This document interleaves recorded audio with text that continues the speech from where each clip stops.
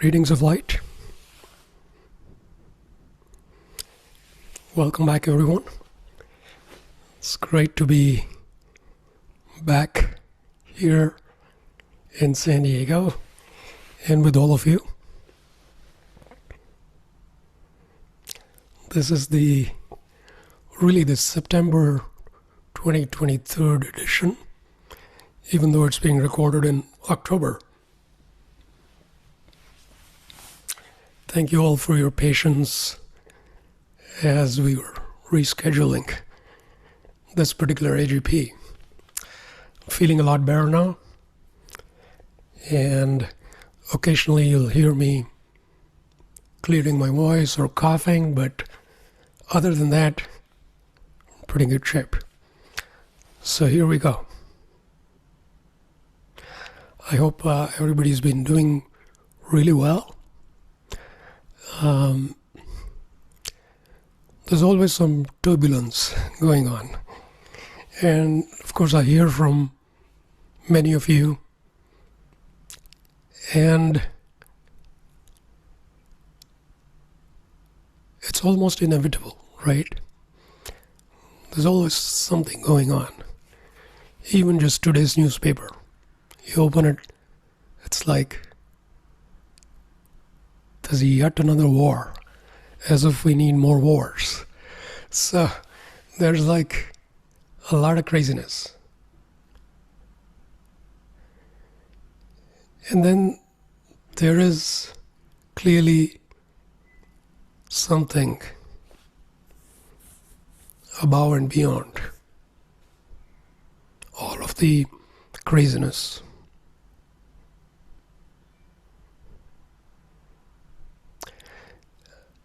And at first we may think this above and beyond thing is out there. And I got to find this.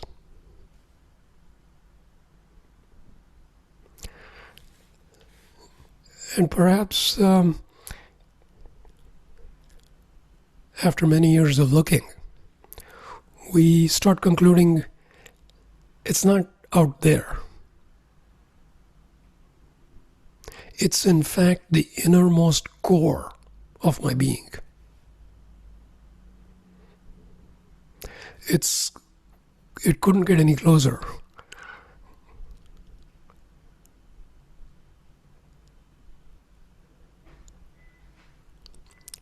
And that is such a paradox, because we feel, boy, if that's so much a part of me,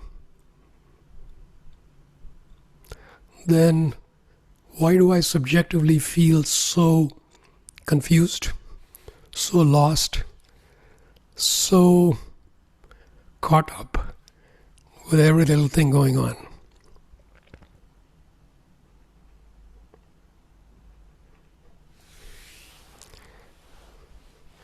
So it's almost like, imagine if you were watching a movie and the screen is split into two. One half of the screen, let's say the left half, there's a lot of stuff going on. All the action,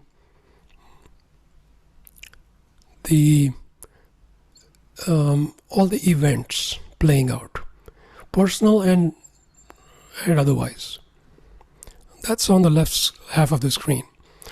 On the right half, imagine it's perfectly still, nothing going on.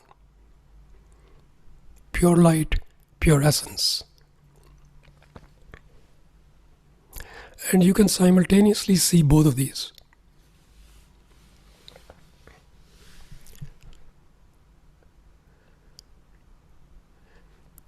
Now, if you choose to keep focusing on the left, which is the drama,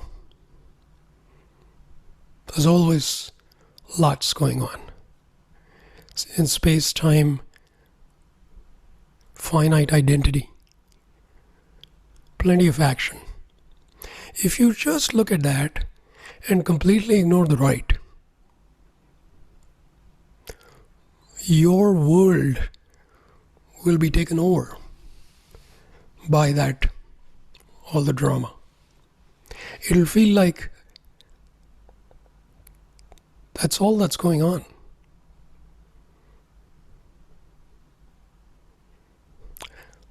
On the other hand, if you focus on the right half of the screen, which is the stillness, peace,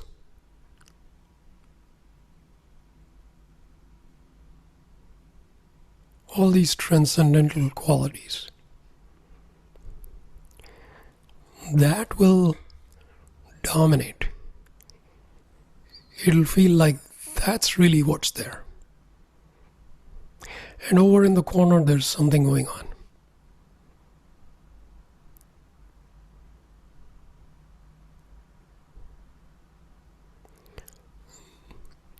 This is actually the case for all of us, that simultaneously we're presented with both.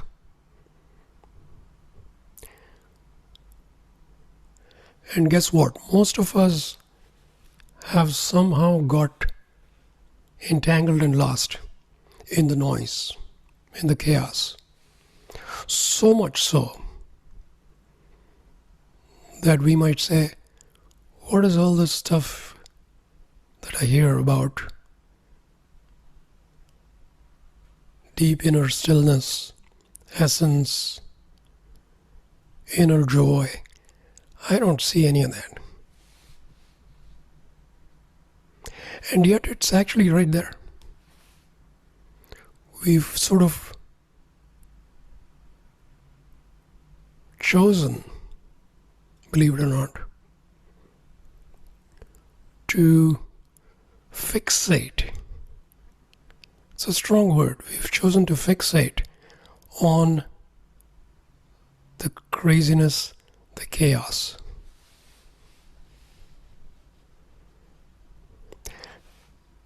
And this becomes a little more apparent when you do things like meditation.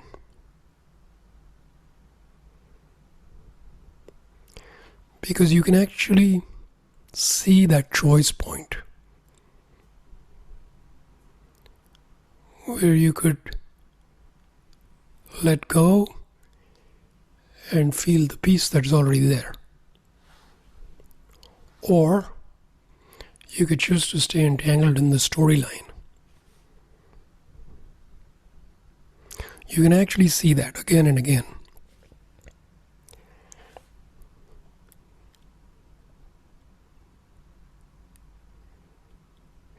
And eventually we start reclaiming our lost choice.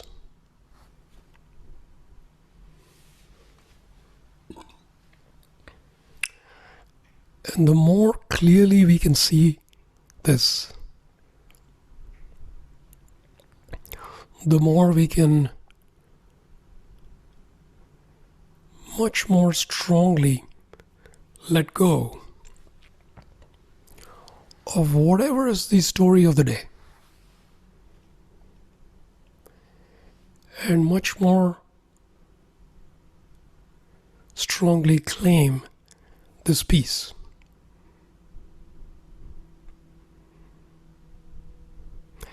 And peace, of course, includes sense of connection, unity, joy, transcendence, everything. It's all right there, actually.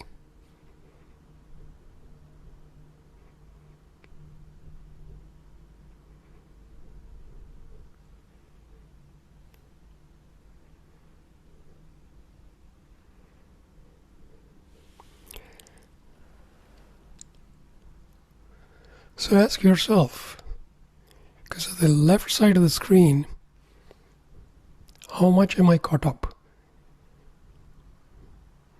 Because that can include some very elaborate stories. why I have to be caught up, or my family, or how driven, ambitious I am. There's all kinds of reasons to be caught up in that. And then there is you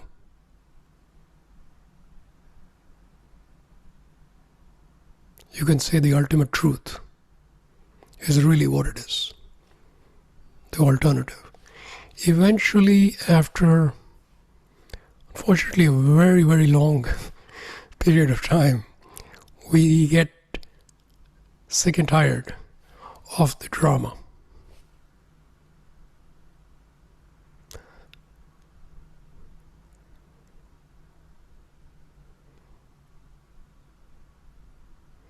And we really start engaging with truth. And it still takes time to disentangle ourselves. And yet, success is assured. Why? Because these things are already there.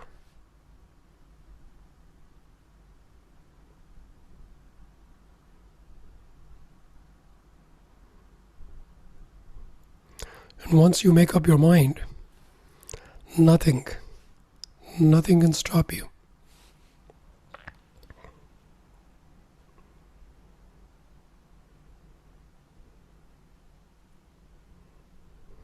So here we are a unique group because we're very much focused on inner growth. But not just inner growth for a better life, for a smoother life, happier life. All those are great. But we are looking for those deeper fundamental truths.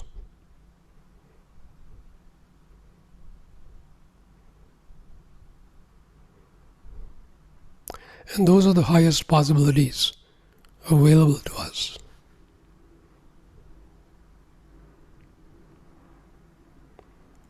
So everything we do here, including the meditations, they're not just feel-good activities.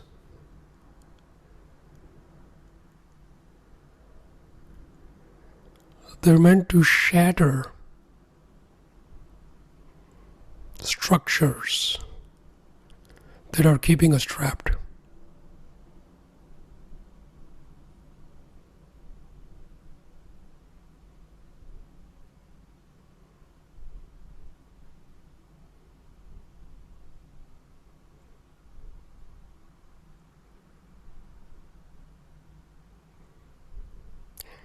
And depending on how much we're attached to these structures,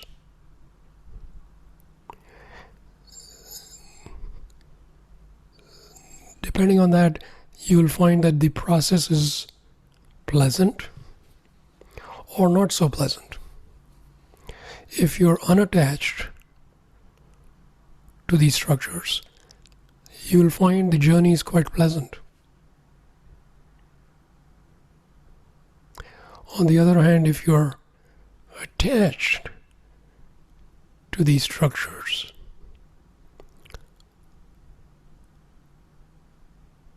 then there is a lot of internal conflict, friction, turbulence.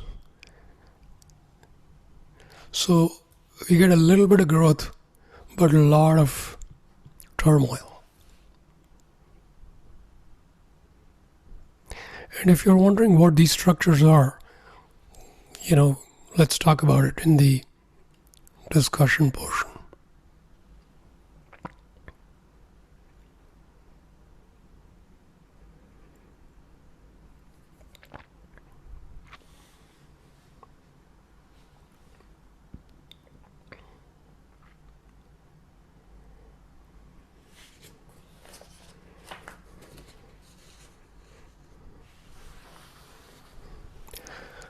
A funny thought experiment.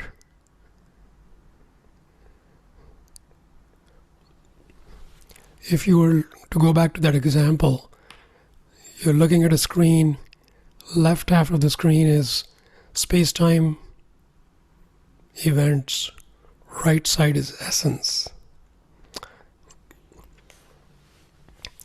If you were to see anything, let's say if you were to see me, on the left half of the screen, I would look as Suresh the person. Right? You would see me, how I look, and you would say Suresh lives in San Diego. He traveled to India. That's what's playing out on the left half.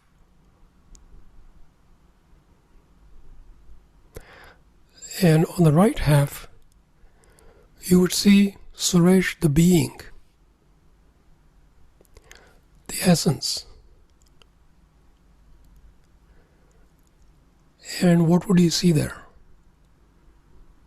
Is there a location? Suresh the being has no location. It's undefined.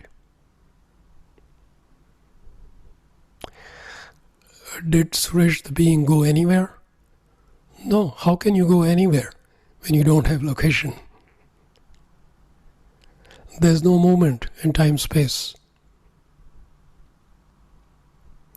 On the right side of the screen, you would see there's not a whole lot going on. There's just Suresh the essence, Suresh the being. It's like invariable. There's nothing changing. So it's kind of funny. If you were to just see me, you could see so much more going on the left half. And so it's kind of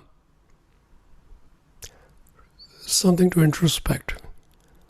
Do I keep looking at the left half of the screen to such an extent that I'm almost ignoring the right half?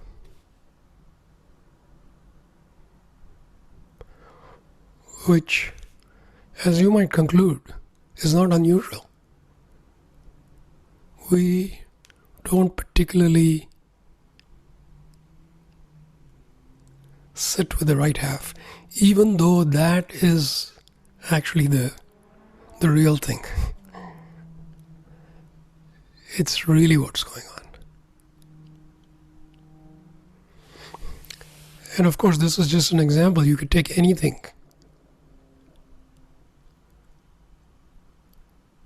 And see, what do I tend to focus on? So this, of course, is just me setting the stage for our meditation.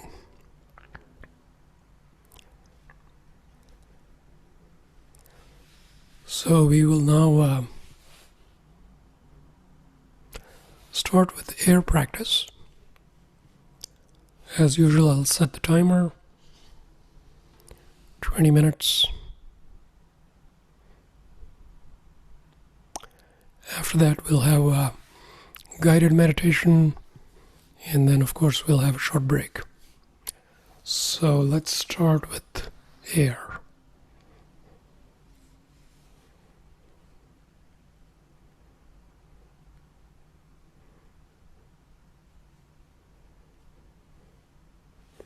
So here we go. You'll hear a bell, of course, every 5 minutes, reminding you to start with the next technique in the air sequence.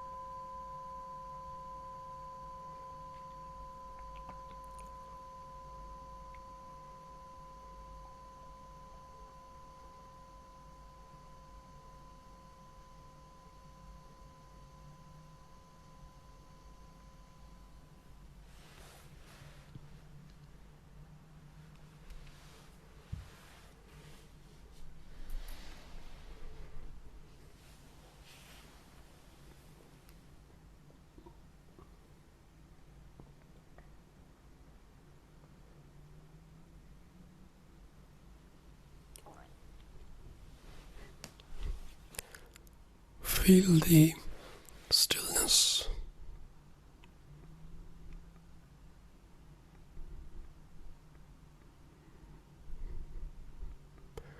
Feel the texture, the quality.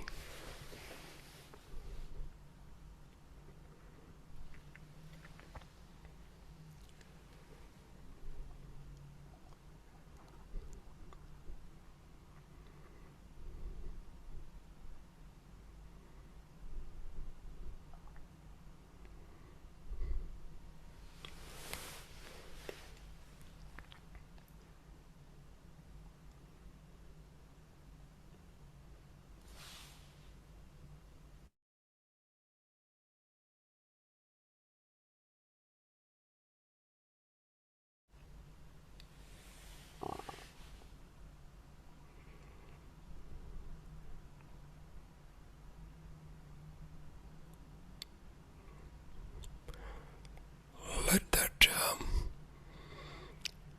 let that quality of stillness draw you deeper and deeper into your own being.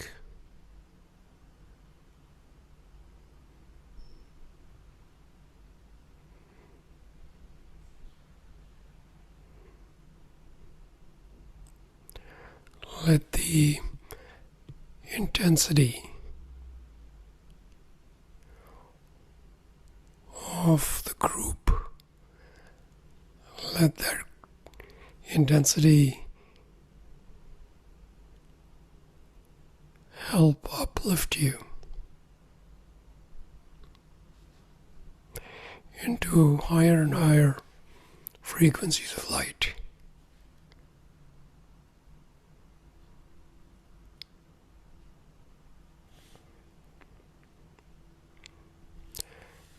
It's a good idea to keep the gaze uplifted, even with your eyes closed.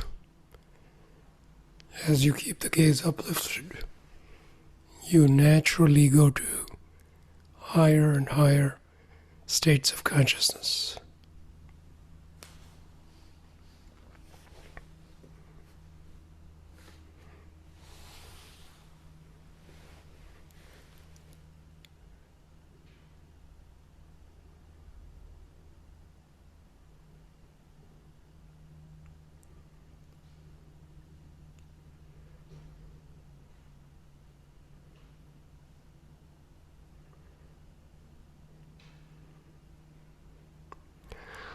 Now, visualize a vortex of golden light spiraling above you.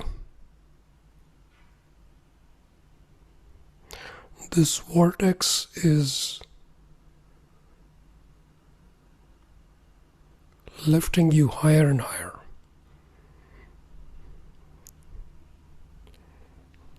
It's drawing your consciousness into the higher dimensions,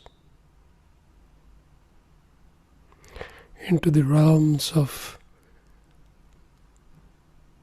light, the planes of light.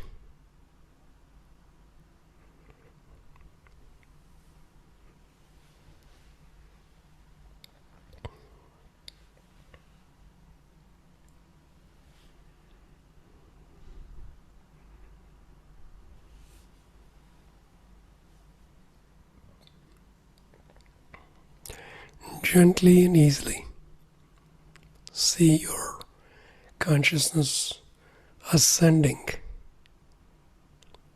through the planes of matter, energy, and into light.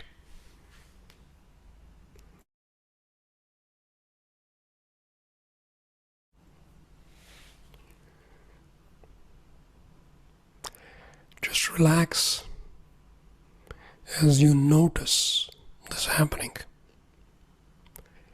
It doesn't have to feel like some particular experience. It's just that you're shifting into a subtler and subtler aspect of your own being.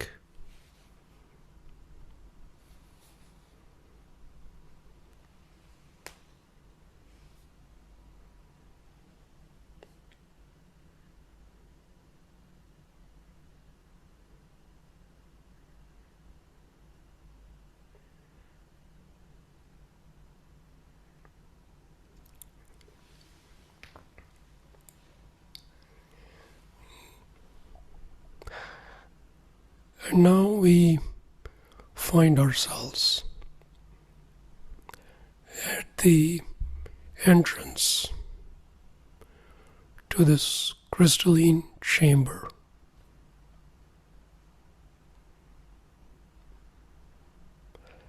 It's glowing and welcoming. This is your home on the plains of light. This is a very high, sublime dimension where the entire reality is woven with threads of pure light.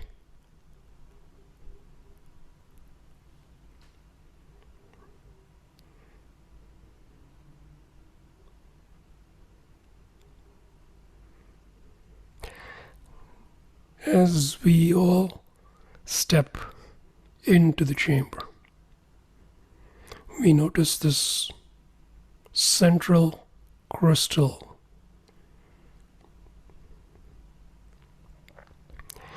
grand, awe-inspiring, radiating this powerful diamond light in all directions. It's almost irresistible to step into this chamber and be facing this giant diamond light crystal.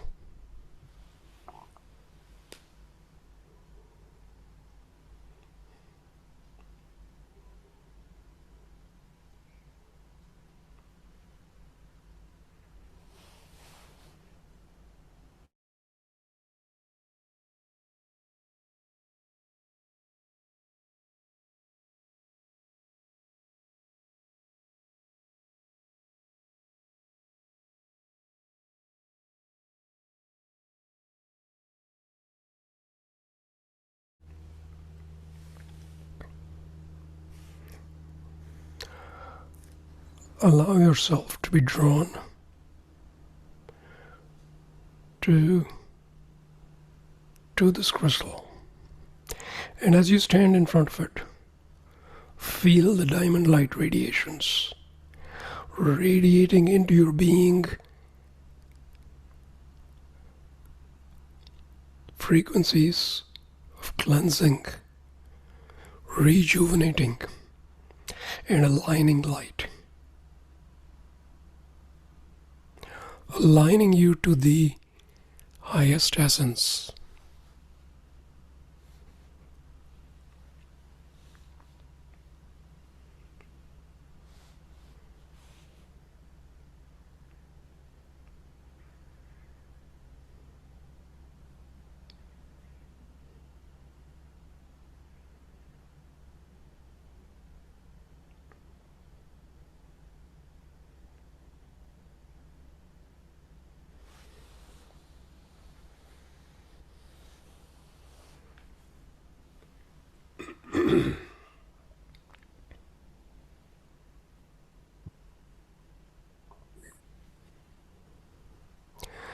This is also a place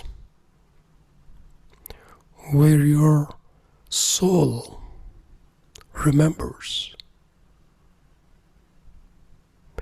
It remembers the big picture.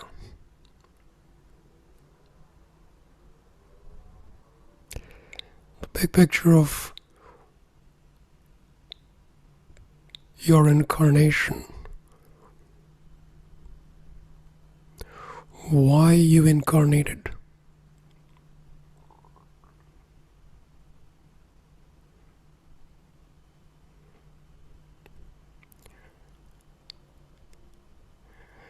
Let the diamond light help you reconnect with your higher purpose.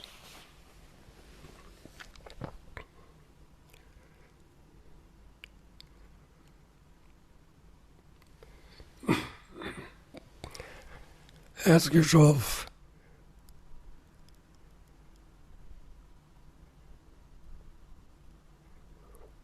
why did I choose to enter the physical plane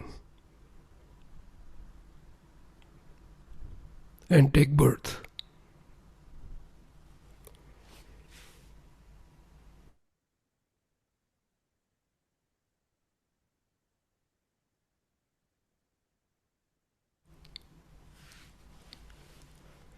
Ask yourself,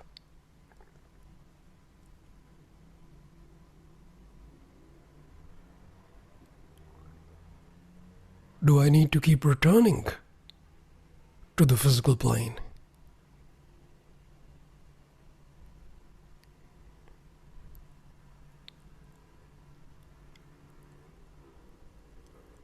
What is important for me now? To complete, to bring to closure the cycle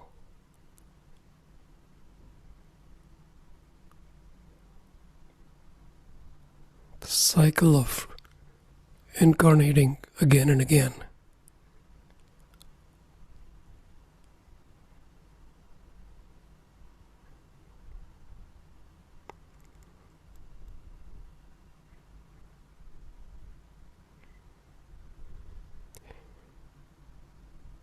Because your soul has the keys that can significantly accelerate the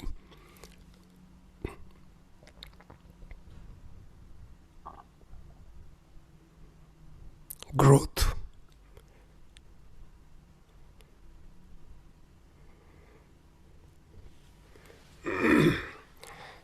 And once you have the deeper understanding, which is accessible right here in this plane of light,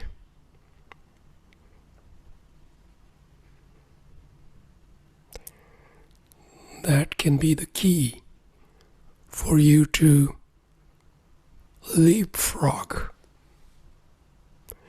in your growth process.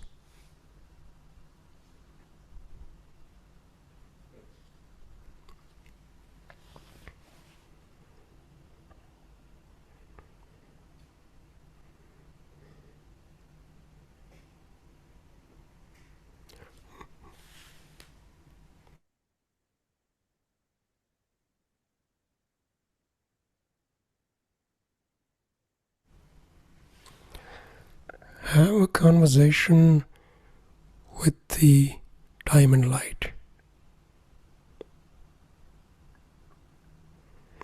Allow any thoughts, feelings, memories, images to come up that might give you clues to patterns you need to break through so that you are more completely a being of wholeness, a being of love,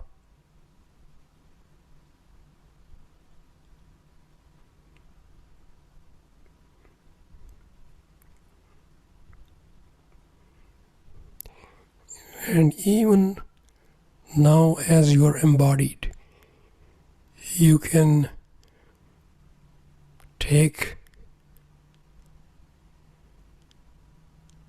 significant guidance from the diamond light that will help you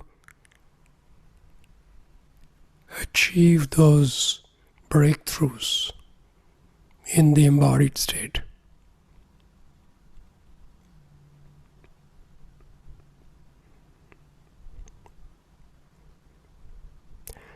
And this, of course, works if it is your intention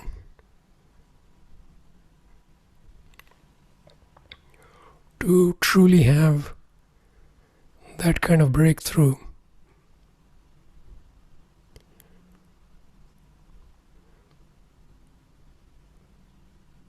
where you have considerable expansion of consciousness towards infinity, towards your true nature.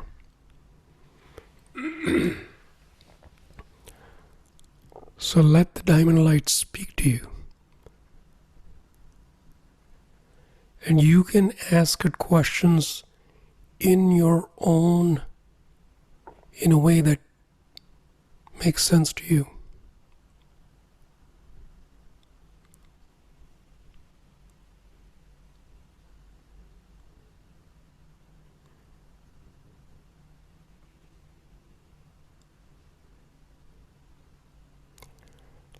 Let's have a few moments of silence as we each have our deep interaction with the diamond light.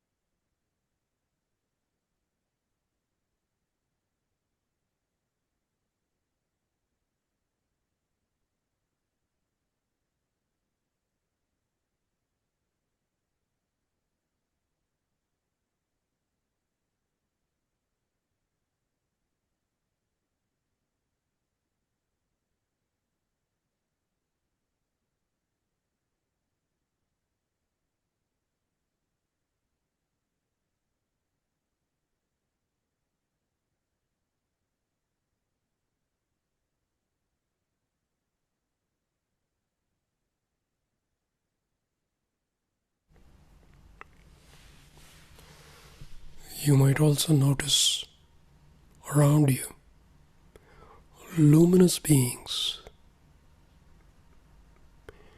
beings who are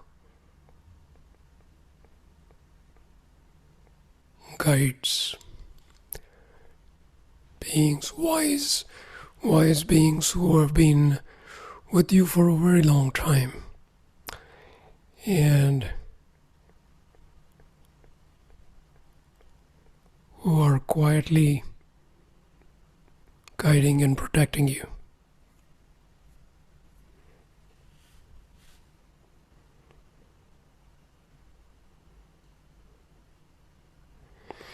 You can express your gratitude to them.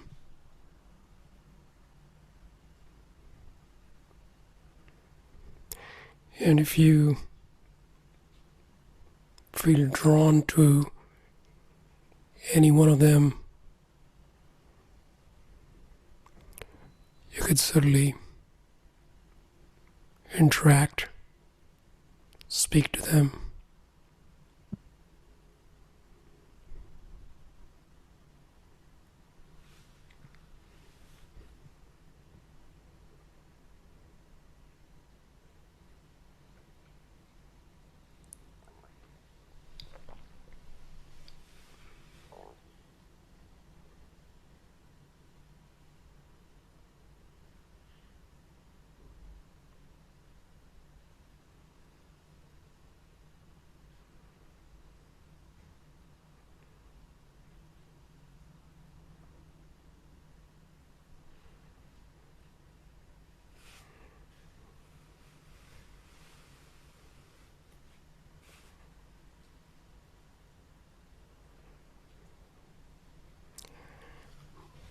And now we slowly begin to prepare to return.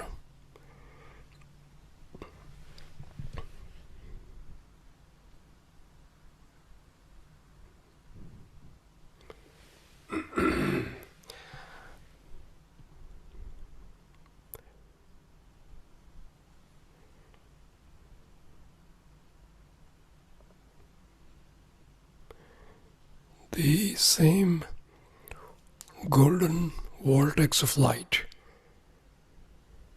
appears above us again. This time the vortex is gently helping us shift back from these sublime planes of light, slowly, easily, through the planes of energy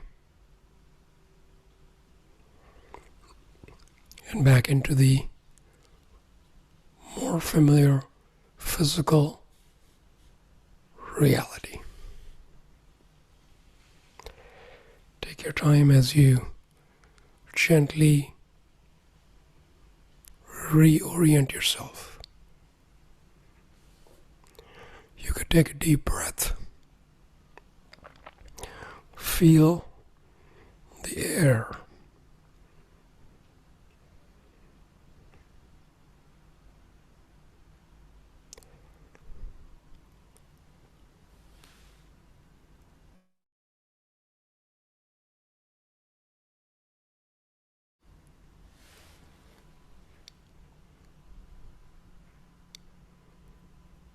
Again, take your time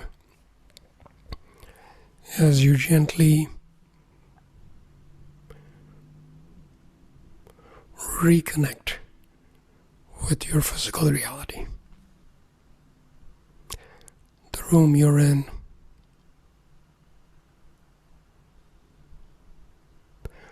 knowing that this is simply the point of focus.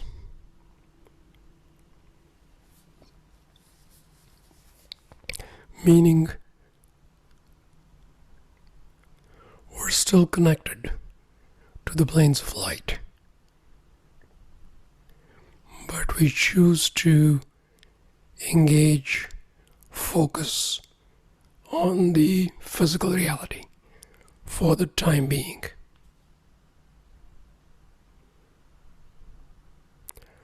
So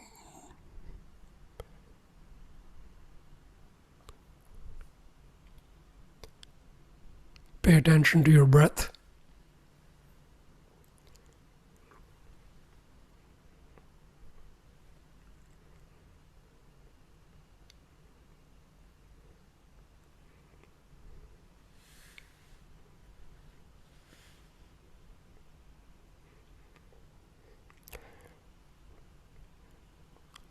And what we'll do now is take a 5-minute break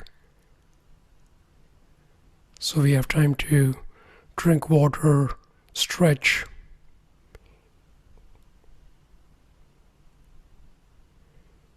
and again, some of us might choose to stay in a meditative state, which is perfectly fine.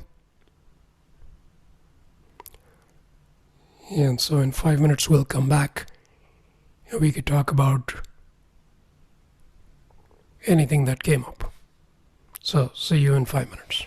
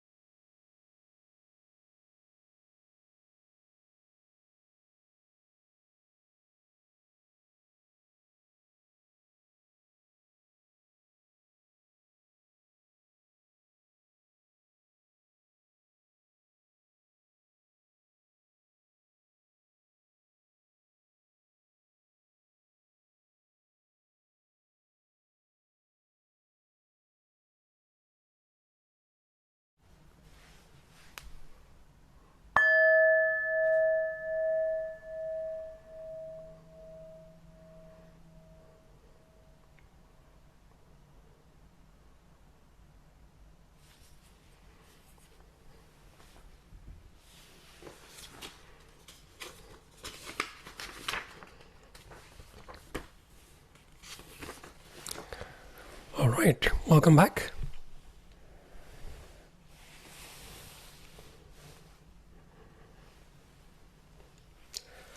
So I'd like to open it up for anyone who would like to share anything that came up during the meditation.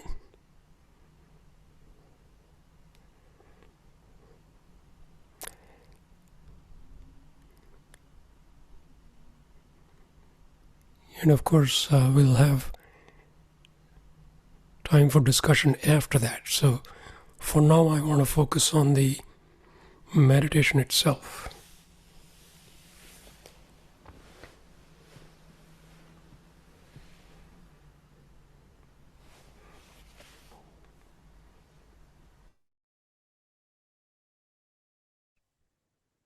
Hi, Suresh. Hi there, go ahead, Siddharth. So the left side of the tendency I was having for a long time is that the left side of the screen should kind of disappear altogether, and only the right side should be there, and only then I am in FM. But today's meditation showed that the contents of the left side can go on. It is just you can briefly take out the focus, and maybe that focus can disappear for a while. And but yeah, the left side contents can go on. It just doesn't seem so significant, nor does it have that pulling power uh, as usual. So it kind of gave me this kind of insight that yeah, it can go on, and still the planes that we discuss are kind of accessible. And yeah, and of course the vortex was like a parachute of spin, like a reverse parachute of sorts. Like it's like a hot air balloon of sorts. So that was really cool. Thank Yeah. you for the guidance. Yeah. So that's an interesting insight because there are traditions which basically say you got to turn off the left side so that you can see what's on the right. And at best, you could do that temporarily. But in the long run, you cannot turn off the world. Right? It's not only the world outside, but even in our own life. You can't stop life. So really, in the long run, there's only one strategy. You have both going. And you need to learn how to tune into truth amidst all the chaos.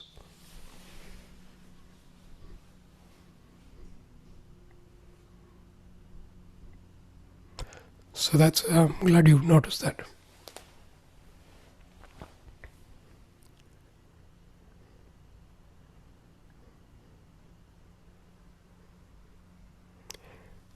Any other thoughts or sharings?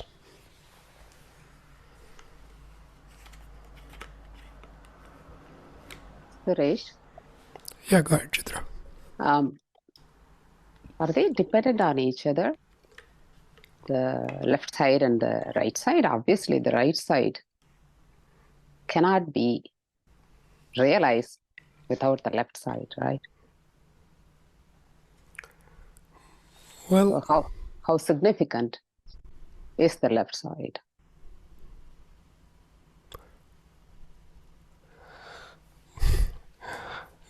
well, that question you can go take it to different depths. I'm going to keep it simple. Mm-hmm. The right side is fundamental. It doesn't depend on anything. So people come and go. universes come and go, this thing doesn't change. The right side is fundamental. On the other hand, one could say the left side is not divorced from the right. It's part of it. So I think for now I will just leave it at that.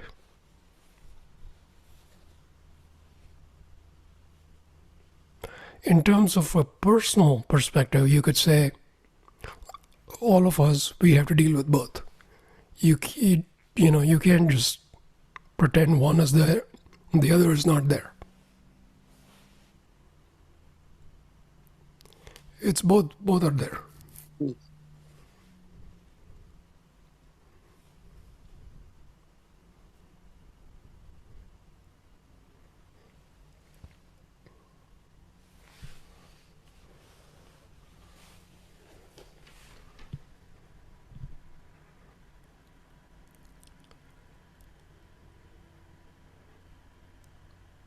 Thank you. I contemplate over it.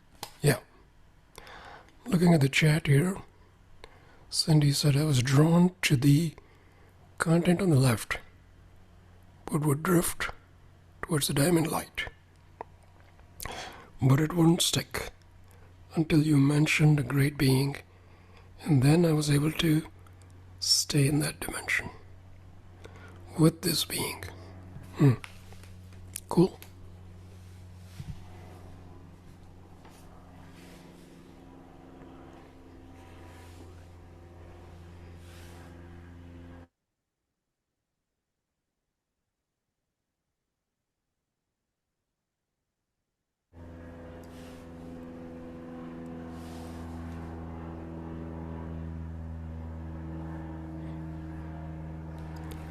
Anything else that came up for anybody?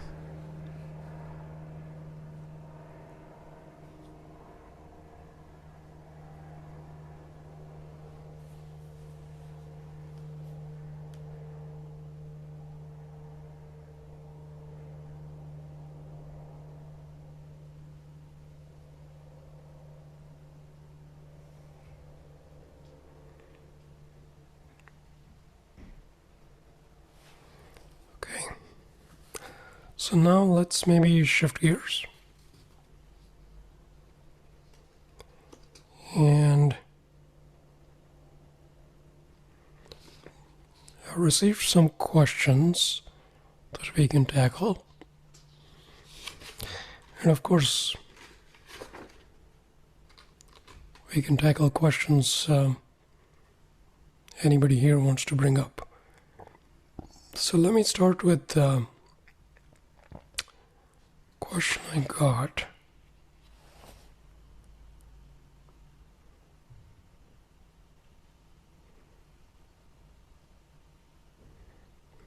So actually last time we talked about integration.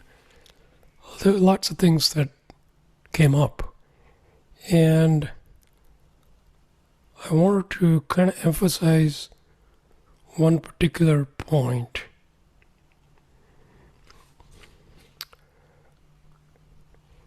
Related to integration, which is,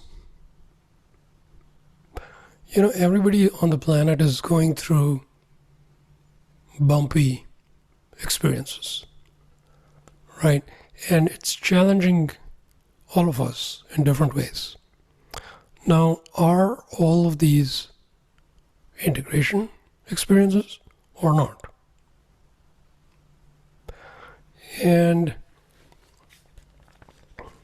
what I'd like to mention is that they need not be. Not all bumpy experiences are integration experiences. Why? One is, for it to be an integration experience, there has to be something to integrate. So if a being has not invested in expanding their consciousness, then there isn't a expansion or a transcendence that needs to be integrated with the rest of the being, the rest of the consciousness. So it's just a bumpy experience. You're not getting much out of it. In other words, you're engaging with a problem on the same level of consciousness as the problem. So you're just wrestling, thrashing. It's not going anywhere. It's just a frustrating experience. On the other hand, if there is some higher consciousness you bring to the table, then that experience is now going to be interesting. Can you bring to bear that higher aspect into this, whatever is going on? Now it's interesting because it's going to lift that experience to a different level. And in doing so, your own consciousness, there's aspects of it which were still hiding in the shadows. They are brought into the light. So now you could say, yeah, integration is definitely going on. So there's two pieces to it. One is there's something to integrate. Second requirement for it to be an integration experience is that the person has this intention that they do want it to integrate and grow through that experience. So what that means in reality is they're willing to bring greater awareness into the experience, during the experience and after the experience, not just later, but during the action. They're willing to bring more awareness. So when this happens, these two are satisfied. One, there is some transcendence/expansion to integrate. B, there is intention and awareness. Then the experience turns into a truly useful integration experience. So a lot of experiences we're going through which are bumpy are just plain old bumpy, plain old frustrating, and we don't get a lot of growth. We don't necessarily get a lot of integration out of it. So that's the point I wanted to make from last month's, because there was a few different sharings and I want to make sure this wasn't lost. Any follow-up question to what I just said? Yes, Suresh. On the sense of the expansion of consciousness, is that also about dissolving identity? Very much so. If you think about it, every expansion is some degree of dissolution of the identity. Because what is the dissolution of identity? It's going from smallness to bigness. So when I'm small, you could say there's a strong identity. Even if it expands a little bit, it's less small. So the identity is loosened and dissolved somewhat. So yes.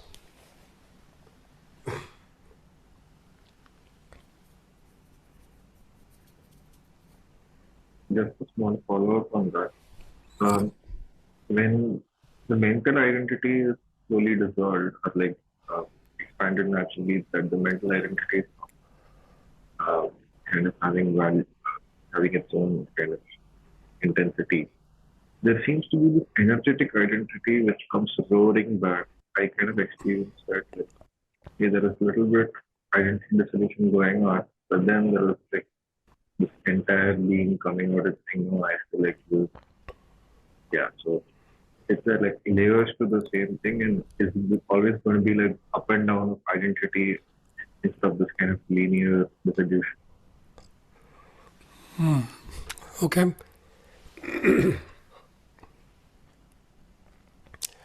Well, identity is actually a complex topic. There's many aspects of identity that are all kind of stitched together. They're not independent.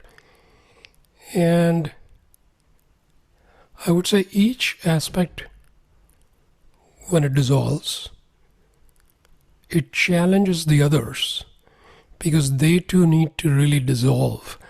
And if they need to stick to what they used to be, well, they have less basis for that.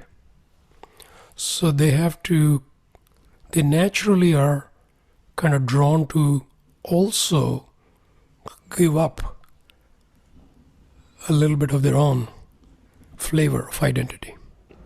So I would say this kind of rearrangement happens. Let's say you have some profound experience and some aspect of your identity dissolves like a big time. And now there's pressure on all the others. And if you can pull it off, you can release a lot from all these different aspects, whether it's energetic or something else. What happens with meditation over the years is you become more sensitive to these many aspects of your identity. So that awareness helps you sort of, when the opportunity arises, to let it go. That is the skill.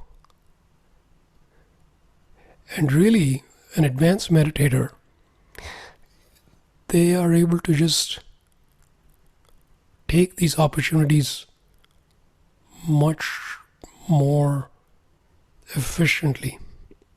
So in other words, there's nothing going on in the outer world, and then this bubbles up in their consciousness. Some strong identity. Me as a son, or me as a something. And right there it's ripe. And if I am aware enough, I can notice it, let it go. So really life is a stream of these things bubbling up. Pockets of identity bubbling up. And saying, well, I'm bubbling up, telling you that this is ripe. And if you keep letting it go, then it speeds up. It speeds up faster and faster and faster. And the identity starts dissolving faster and faster and faster. And you feel like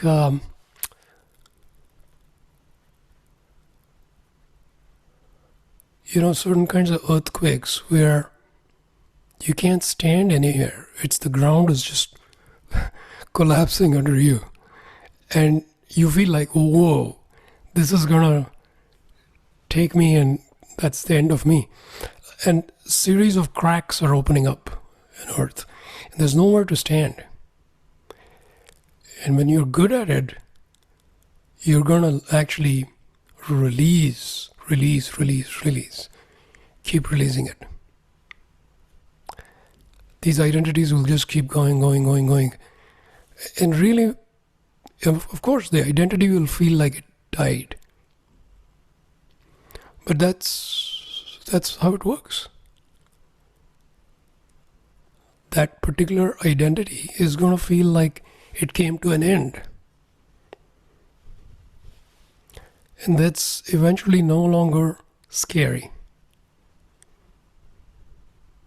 Because when you have invested time in hanging out in the planes of light. In the planes of light, you don't have a strong identity. You're this expansive being resting in infinity, not in any particular identity. So that gives you the assurance of, it's a very deep thing, that these identities, I can let it go. It's like loose change in my pocket. I'm not going to sweat about it.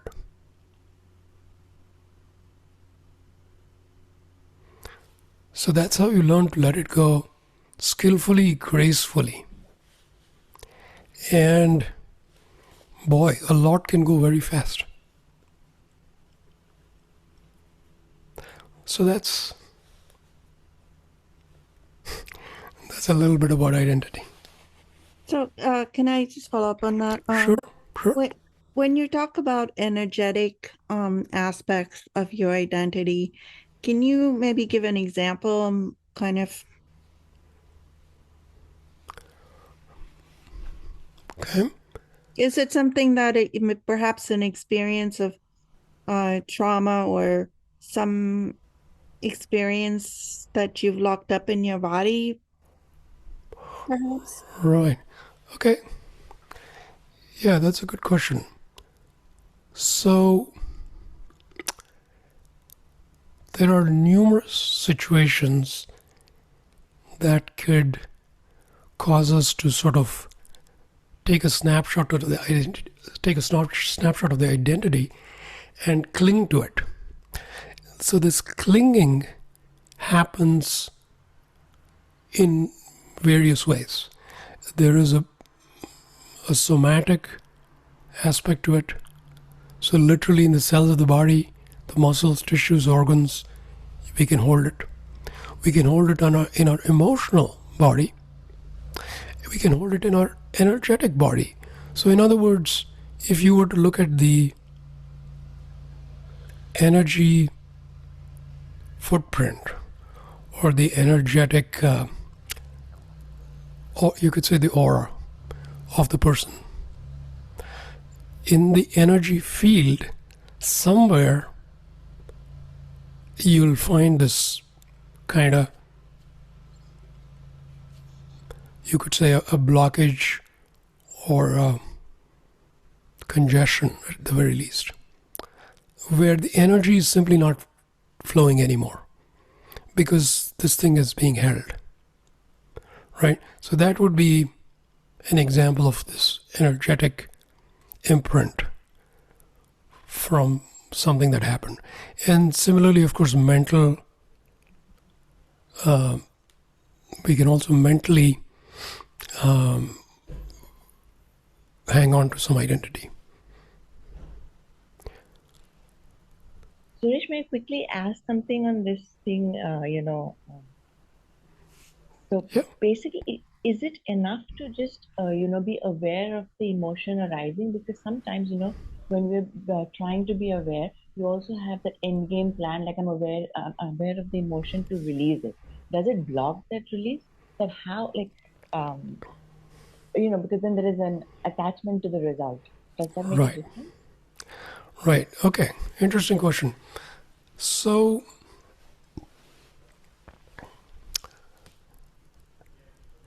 when we become more conscious about emotions and we start saying, I want to work with emotions, I want to release them,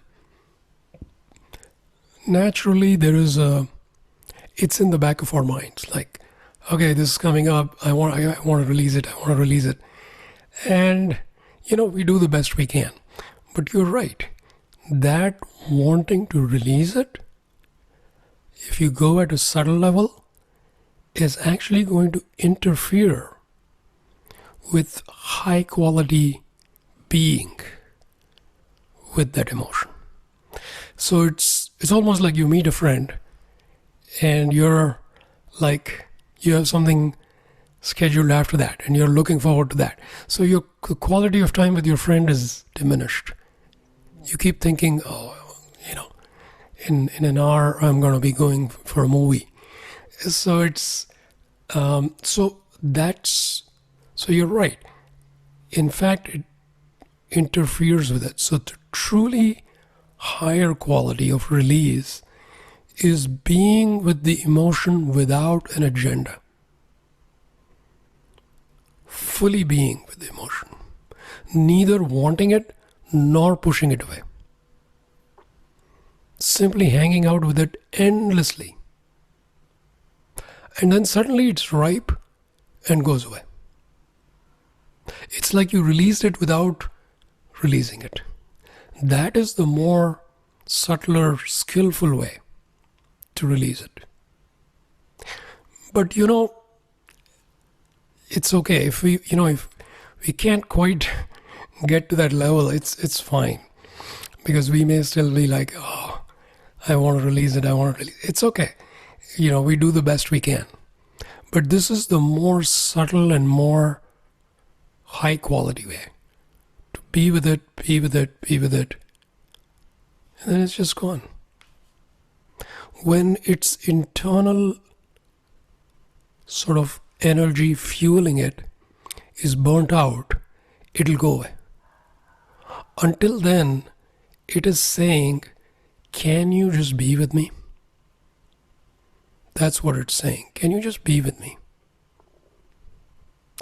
And that's really the more optimal approach. Thank you. Mm-hmm.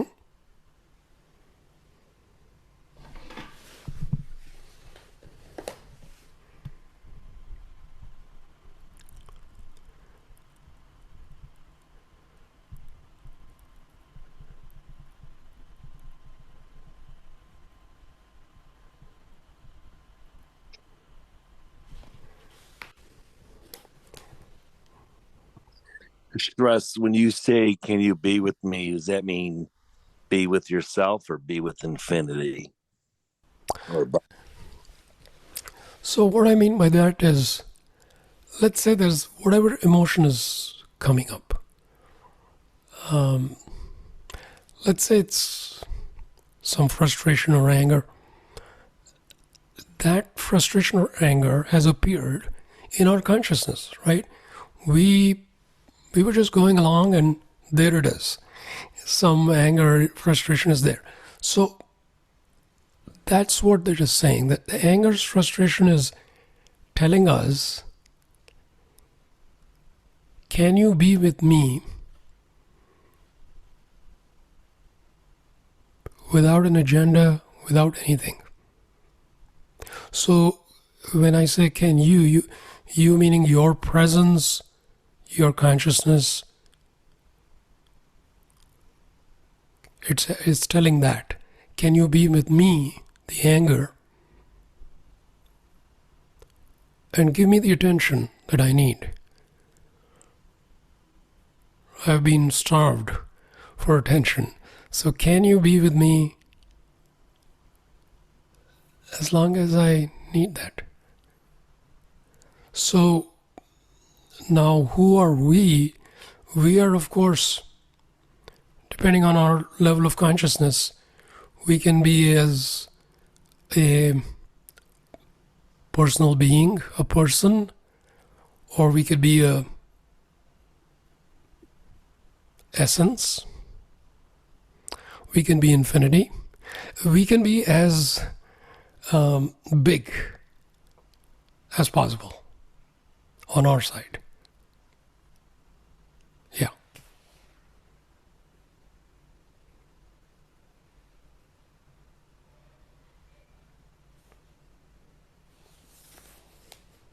So and again, you said don't push and don't pull.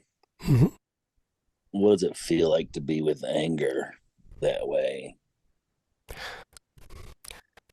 So, if our consciousness is really big,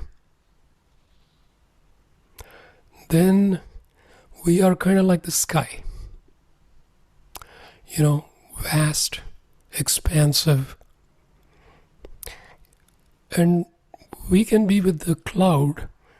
This cloud is stuff going on, thunder, lightning, with no problem.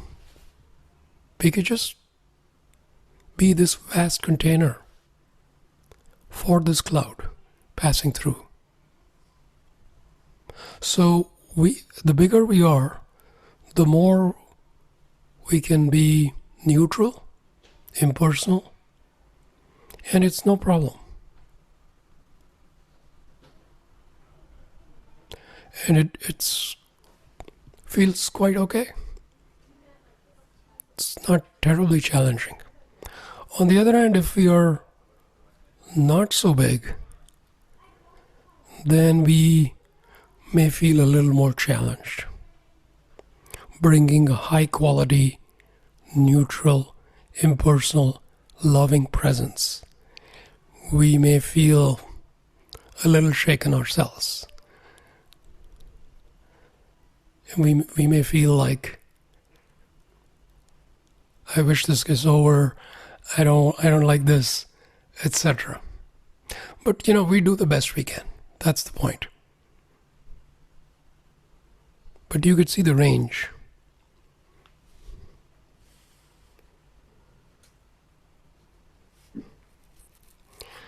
So I feel like I'm pretty aware when I get anger and stuff, but then I'm starting to notice now there's many things that I'm attached to that are very subtle and I'm not aware of them. Mm-hmm.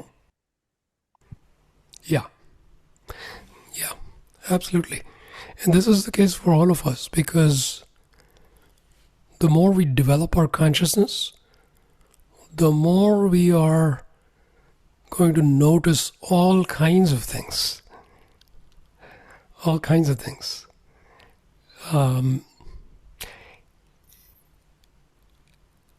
But again, our daily meditations help us cultivate this bigness, which is really key. The more we can cultivate this bigness, we bring that to the table when some kind of emotion comes up.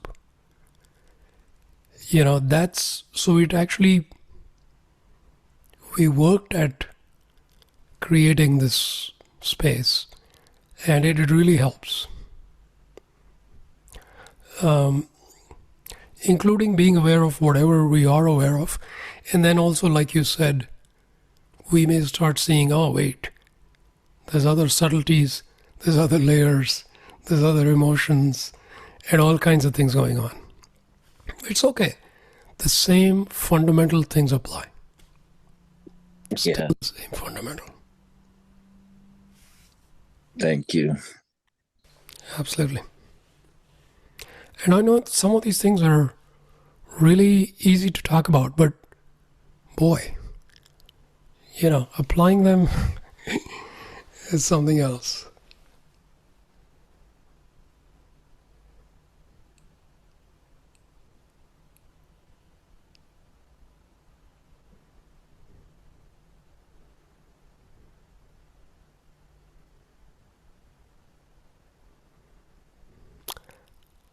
So I'd like to take a question I received. It's kind of going to take us in a slightly different direction, which is good. We want to explore many different angles. So here's the question. Things like moon phases, solar flares, other types of celestial activities and cycles. How can we use the knowledge of these cycles to help with deepening meditations, accelerating growth? Okay. And I'm sure folks on the call here, all of you have thoughts on this. So let me just share my thoughts, and then I'll invite everybody to chime in. So here's how I think about it.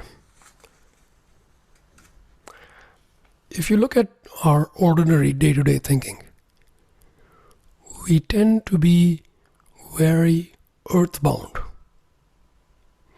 It's like if you see a man standing on the planet, chances are the gaze is downwards. We're so busy, whether we're driving a car or thinking about bills or, thinking about all the things I got to do in the next 24 hours or, we all know, all the earthly concerns. They keep our gaze downwards. How rare it is that a man actually looks up at the sky.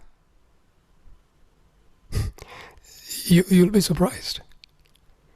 Very rarely do we look up at the sky. This is just an ordinary observation. Now, this has implications. We are so earthbound. We are thinking always of the left side of the screen, so to speak, where this is going on, that's going on, I need to take care of this, I need to take care of that, and I'm really upset about this, etc. Now, why am I bringing this up? If you simply, consciously, daily, just spend 5 minutes looking at the sky, that's already pretty expensive. You cannot look at the sky and stay small. It's just one of those beautiful meditation techniques. Just sit. Get a chair where you can kind of lean back. Just stare at the sky. It doesn't have to be bright and sunny. Doesn't have to be anything. Just look at the sky.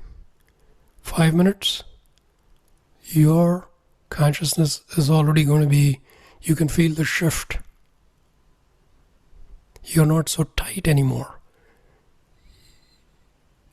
You feel a little more relaxed. That's the first sign that consciousness has changed. There's more open feeling, relaxed feeling. So, this is a simple thing. Looking at the sky. That leads to the next point. If you start looking at the celestial bodies, the nearest being the moon. Just look at the moon. And the moon is very dynamic. It's constantly changing. It's full moon, no moon, and then there's waxing and waning. If you simply pay attention to the nearest celestial body, your consciousness is bigger. Because you're no longer just trapped on Earth. You feel like you are in this ecosystem, which includes the moon. So now you're dwelling on Earth, but you're aware of the moon. That's already pretty darn good. And then you can add a little bit. Notice full moons, how you feel on a full moon. How does your meditation go? How does your sleep go? How does the day go? And then similarly on a no moon day or a new moon day, it's exactly the same thing. Just pay attention. How does it feel? What is the emotional state? You don't have to get fancy. Just pay attention. And this, you'll notice now you feel like a bigger being. There's you living on Earth, is the moon, and you're noticing. So this is, I would say, very simple. But actually, this is going to start helping you expand. Next thing you might want to incorporate is the sun. Sun, of course, has its own cycles and its own solar activity. And there's all kinds of flares, X-class flares. There's some interesting stuff going on all the time. Again, without getting all, like you don't have to get a PhD in physics. Just pay attention to solar activity. And if you feel any different during those times, right? These are simple things which, if you incorporated and have the intention that these fluctuations, may they increase my awareness, may they help me evolve faster. Because every one of these fluctuations has the same fundamental underlying message. There is a component that is trying to wake you up. If you want it, you'll get it. There's another component which is potentially going to confuse you if you stay unconscious. So you could say this is kind of like the, negative if you want. It's going to make you, it's going to keep you trapped if you are unconscious. So all you have to do is tune into that positive aspect which is there to help you evolve faster. Every one of these changes has got the same fundamental. It's the moon, sun, other celestial bodies.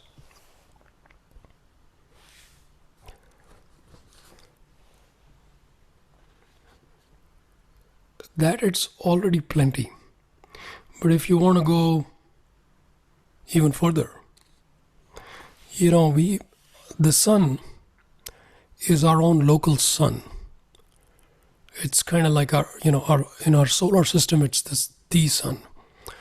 But if you expand to the galaxy, there's a galactic sun. And for our galaxy, it's Sirius. It's like the big sun. And that too is going through cycles. And the entire galaxy is also moving through certain photonic belts. These are very big time frames. But the fundamental is the same. You don't need the details, number one. Number two, if you just maintain the intention that whatever thing is going on, its beneficial aspect, let me tune into that and let it accelerate my growth. This is all you need to do. So then it will do that. And conversely, if you stay unconscious, if you stay small, it's like it's going to keep poking you. All these celestial cycles, they poke you and it doesn't feel good.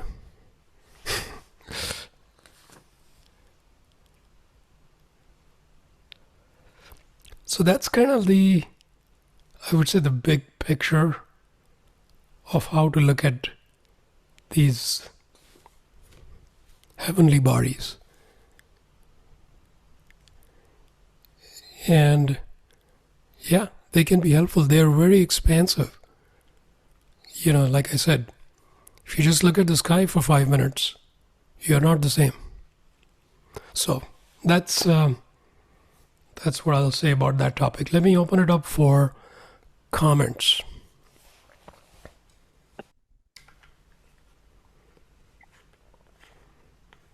Can we assume that astrology can be a trap? So astrology,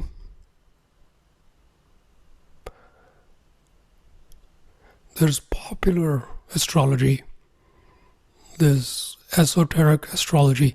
So there is assigns to astrology where there is something.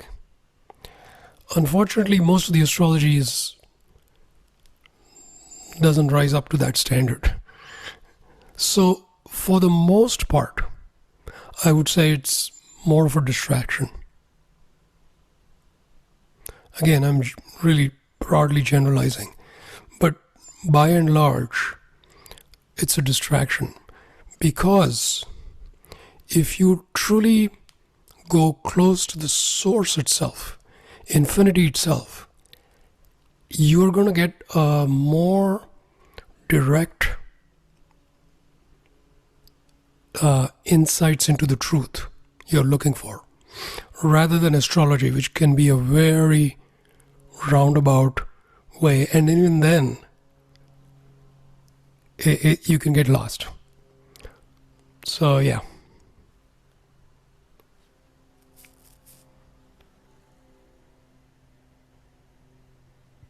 Suresh, just a quick comment. Yeah. It's so fascinating watching the images from the Hubble and the Webb telescopes. Mm-hmm. It's utterly amazing. Yes.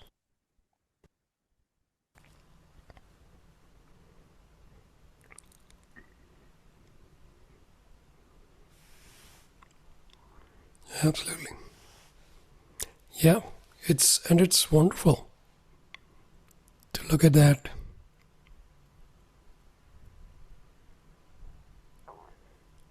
It's it's mind blowing. Hey, Suresh, it's Andrew. Hey, Andrew. Just wanted to comment around the celestial activity in my experience and just add to the conversation. I think I've probably been consciously aware of the timing of different eclipses and moon phases, and those types of activities for probably 3 or 4 years.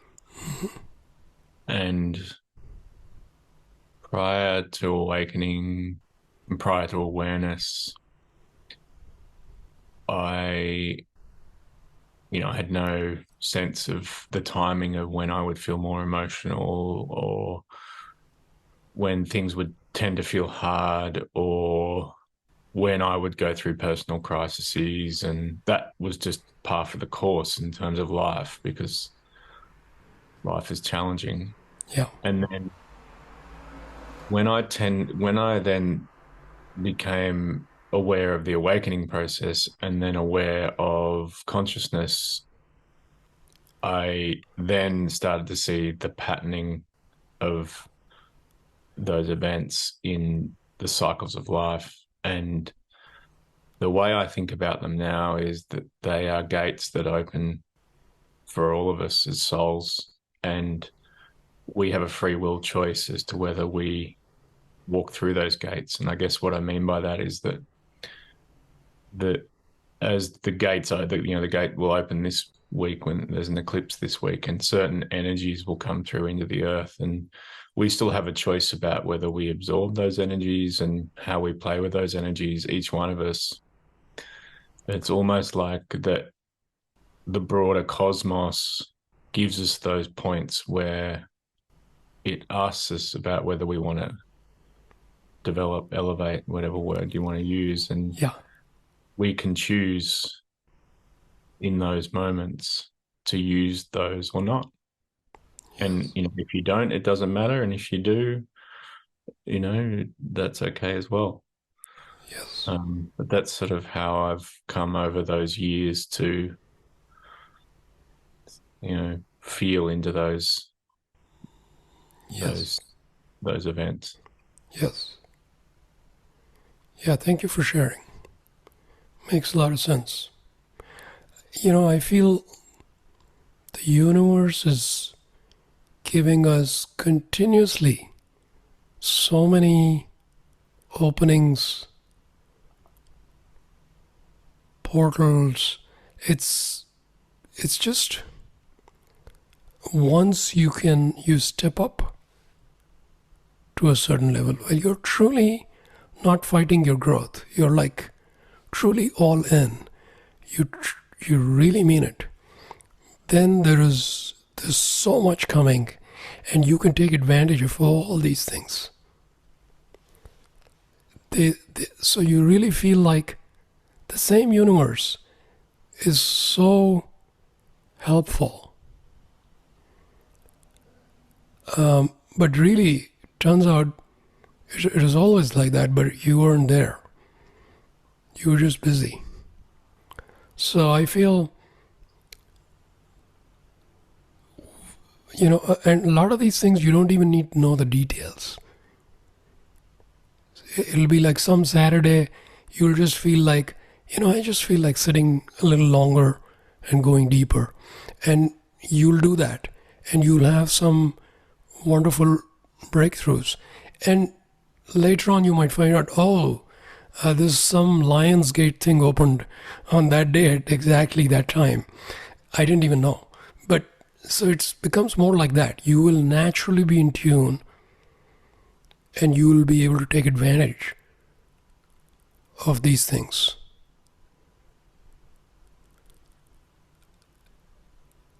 So,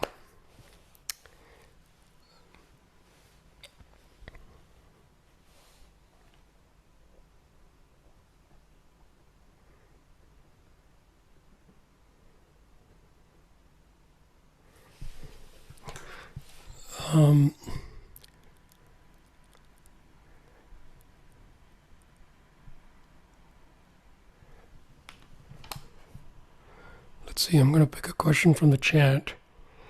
Is every trigger in our experience really just pointing to something to let go of, an identity or attachment or belief?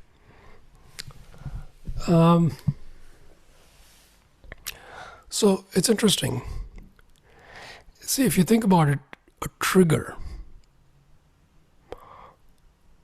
something can happen.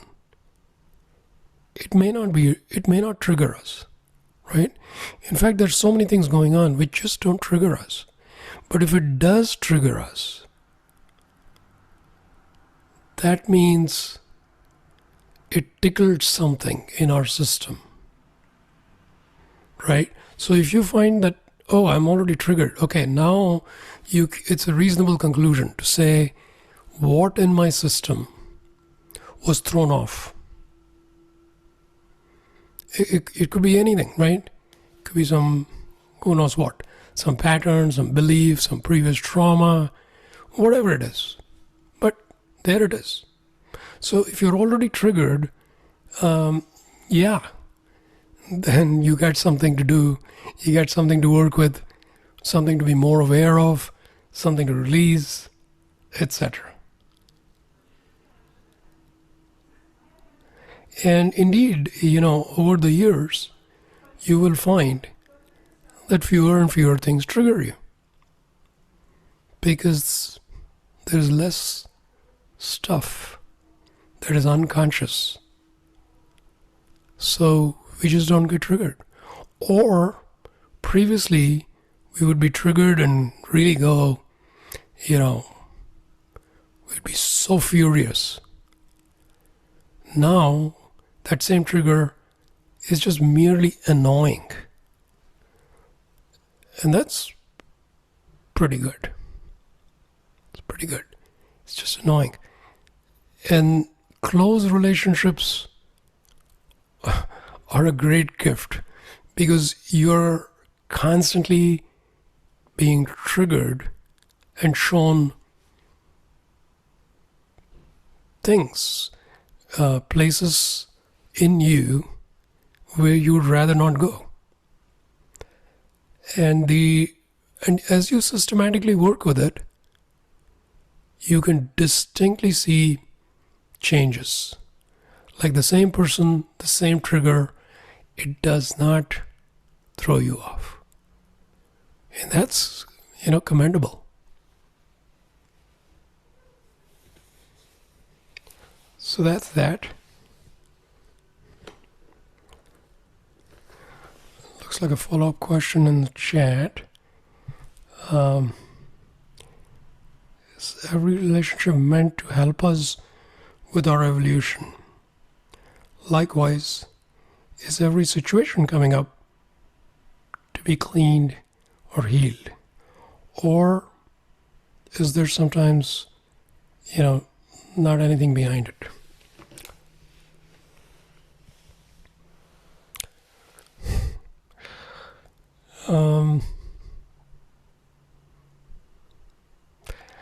Well, in general, there's nothing arbitrary happening. So you could say everything that pops up, including relationships, there's something there. Now, it doesn't mean there's something for us to evolve. Sometimes there could be other reasons too. Sometimes, for example, we have mostly gotten it, something, but we still have not demonstrated it. So then a relationship can come along which will push us in certain ways, and we get to see, do I really know this stuff, or do I just know it mentally? And if we're able to demonstrate that we are consistently established in essence, loving, patient, considerate, if we can show that, then we have proven to ourselves and the universe that I really have this figured out and mastered. And so that can also be one reason something might happen. There are several other things. I mean, it's too complex to simplify. But I would say for the typical person, 99% of the time, it's definitely going to help with the evolution. So I would say it's a good rule of thumb would be just assume this is going to help me evolve, whatever it is.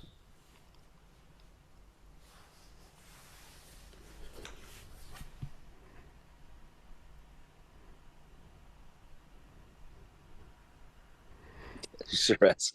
Yeah. I got a question. We're born out of pure consciousness. And when we're born in the finite, do we have all the triggers already in us? Whether they're latent or active. Okay. So again, I'll take a typical case. I thought it was. Yeah, so the typical case, you take a being who's born, they are bringing with them a lot of past tendencies, ways they're going to be triggered, all latent. Because keep in mind, they're not starting from scratch, right?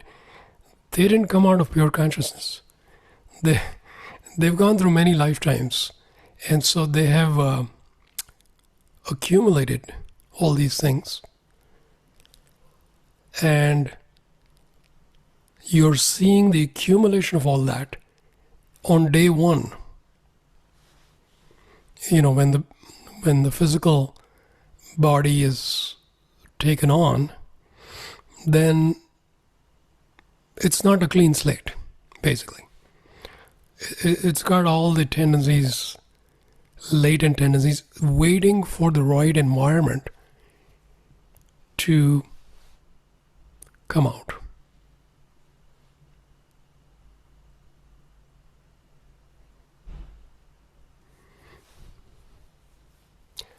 And feel free to ask if you have a follow-up to that. Well, I guess I was just asking to make sure I don't have any new ones as I'm living at this point. Okay. Well, the good news is we're born with a bunch of stuff, but now as we live, you can add more or you can dissolve what's there. And if you live a conscious life, you're going to dissolve more than you add.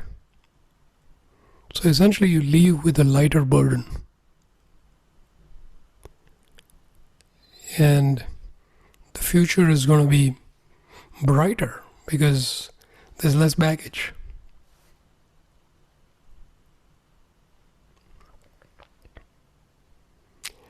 And for those who really, they do a great job cleaning up. You can clean up in this lifetime all the stuff piled up, in 100 lifetimes. Yeah. So there's tremendous potential we have in this life. So I think that's really exciting, if you ask me. Yeah. The potential to clear is huge. And in other words, the consciousness expands quite a bit. Because each time you clean up something, it's expanding more. And it's not just expanding temporarily, it expands and stays there. Because there's not much to make it small again. So it just keeps expanding and staying there. So in other words, there's a new baseline. The baseline keeps increasing. And that is true growth. Furthermore, each time your baseline is increasing, if you go back and try to clean up, it's a lot easier. Because you're bigger, you're more like the sky. And it's that much easier to go back and clean up. So it just gets like better and better and better. You're more powerful, you can clean up more easier. In just one weekend, you can clean up a whole past lifetime of stuff. Okay. As you get better and better and better, this is the potential. You can just go crazy. You will get so powerful. It's like a snowball effect. You become so powerful that none of these old tendencies can stand in the way. Because we are fundamentally infinite beings of light. Once you get that, boy. Yeah. It's just beautiful. And you will feel the power in you, even as you're cleaning up. You don't feel like this kind of weak little creature trying to mop up something. You'll feel the power of infinity behind you. I love that. And you can see these little, everything looks very little. Like all these tendencies, all these patterns, it's like nothing. They're nothing. So that's when it starts getting to be really amazing. And this is totally possible for all of us. Nobody needs to feel like, oh no, I have extra baggage. No, I don't buy that. I don't buy that at all. No matter what baggage you have from the past, you could totally overcome that.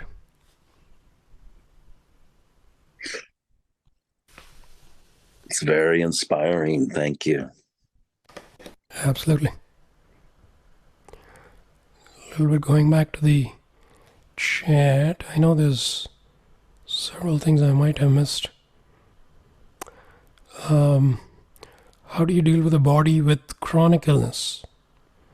symptoms that are hard to ignore. Yeah, that can be tough. It's definitely, the body tends to present certain sensations which make it like grab our attention. So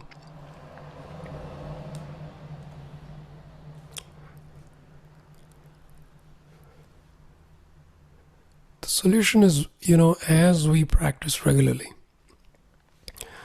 like air, your ability to transcend little by little keeps increasing. And this is the key, because no matter what's going on in the body, really, it's on the left side of the screen. There's painful sensations in space and time. And it's just ultimately another thing that is grabbing us. And the more we can transcend, the more we're able to at least start bringing in the right side of the screen, i.e., our infinite nature, and keep infinite nature and stay in touch with it, even as we're feeling discomfort and pain. This is a big deal once you can do that consistently. And then there'll be times when the body actually gives you a break and you take advantage of that.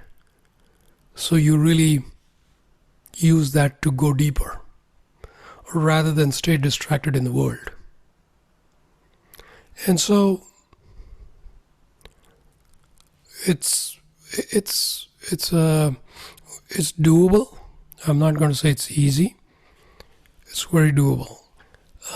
And furthermore, I would say bring light into the picture consistently. So the light will help you not only heal, but it'll change the nature of your relationship with your body and your illness. It becomes a much more, there's a certain kind of harmony and movement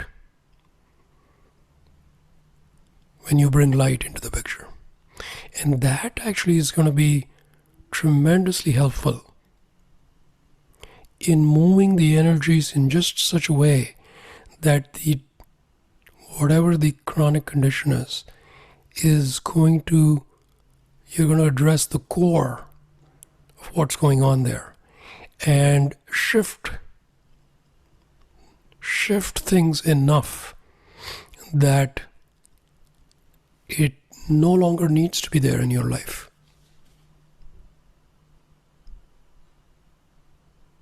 And sometimes it can happen dramatically and miraculously.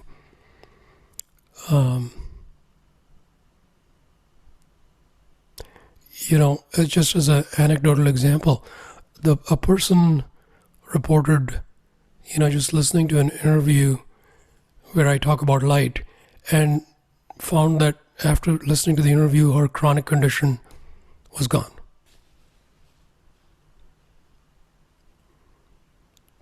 Just like that. So, obviously, every case is different, and it's going to look different for each person, but I'm just mentioning it can be like that too.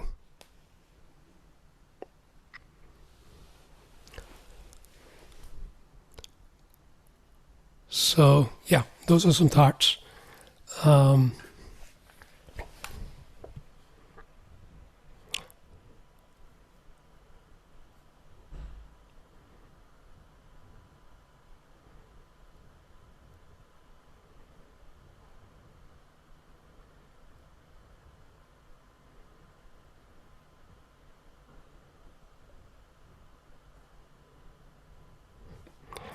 Okay, I'm I'm just looking at the chat here.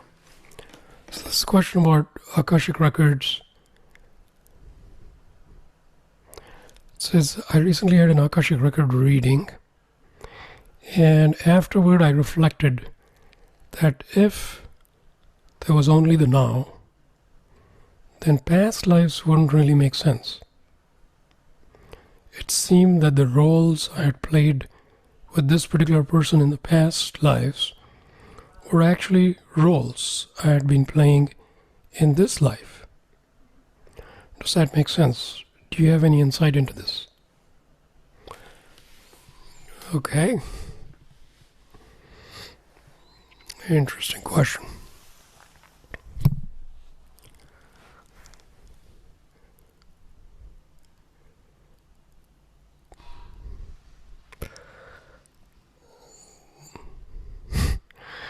Okay, there's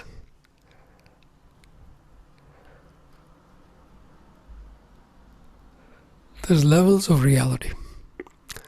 And I think when we take a look at something like this, we need to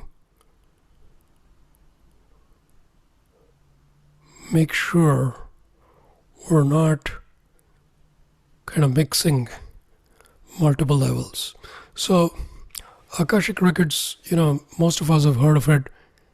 Essentially, it's, you could say, a database where everything in space-time that has ever happened is recorded. And you can access it, and you can see what happened in a previous life, stuff like that. Now, just because I'm mentioning it doesn't mean I'm saying everybody run out and get a Akashic record reading. But it can show you certain things that have been recurring issues and patterns, and sometimes with the same person. So like you mentioned here,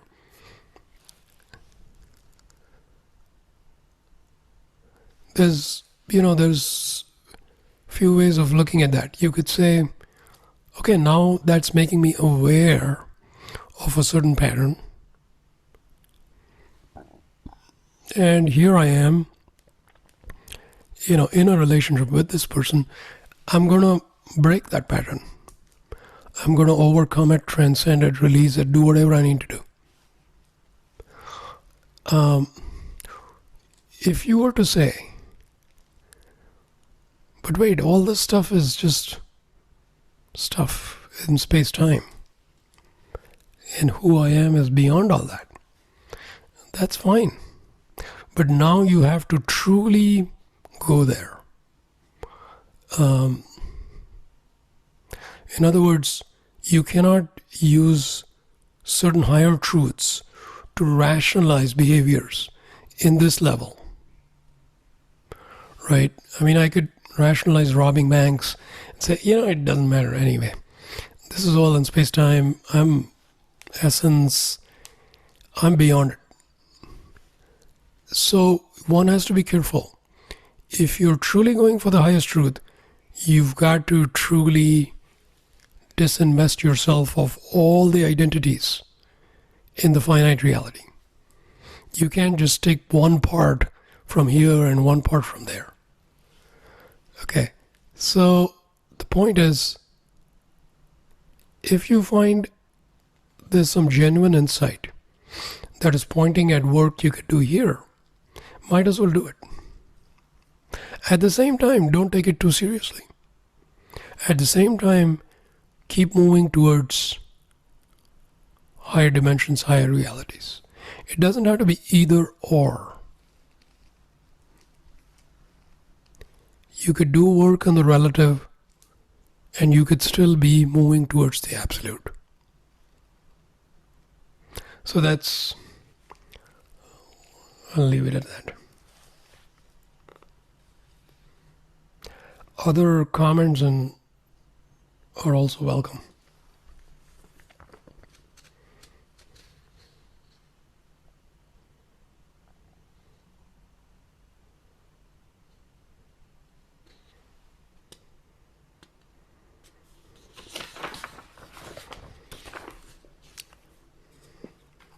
Hi, Suresh. Yeah, you. Hi, Rishi. Yeah. So I have a follow-up question on some of the previous things that we were talking about. So, Mhm. one of the things that that is relieving to hear is that the baseline of our expansiveness always keeps improving. Mhm. Uh, which was something that I often worry about. It's like falling off the wagon kind of thing. Mhm. Sustaining all the practices and just like the expansive uh, beings. Uh, so that was relieving to hear, and then which seems to improve through the lifetime and also over lifetimes. Uh, I was wondering what happens between lifetimes. Uh, lifetimes on Earth, presumably. Yeah. Did you say between lifetimes? Yes. Yeah. Okay. Um, well, in the grand scheme of things, there's growth going on all the time. So, when we are not physically incarnated, we're still energetically incarnated. So, we have energy bodies, or astral bodies if you prefer, and there's astral planes. So, we dwell on astral planes, and we have astral experiences. There's other people, other astral beings, and you can have all kinds of experiences on the astral. And correspondingly, you can have expansion of consciousness on the astral. So there's plenty that happens on the astral. It's just that the kinds of things you can get typically, the kinds of growth on an astral is a little different than the kinds of growth you can get on the physical. And there are times when you really need the physical. And that's when you take birth. It's not as if there's no growth going on. There's plenty of growth going on. It's just a certain kind. And there is a certain you could say, grittiness, roughness to a physical incarnation. A certain kind of thing that only a physical incarnation can give. And so that's when we need that, yeah, then you have to have a physical incarnation. Otherwise, you can keep having astral incarnations and keep growing that way.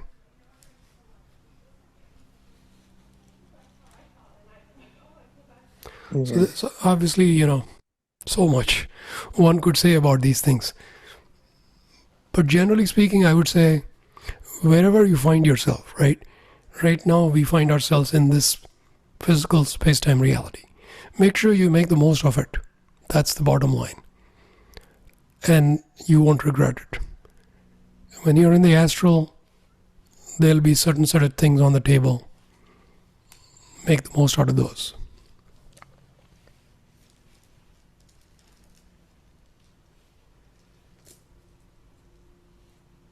I see. Yeah. Yeah. Thank you. Yeah. That is really inspiring. That there's certain kinds of growth that can only happen uh,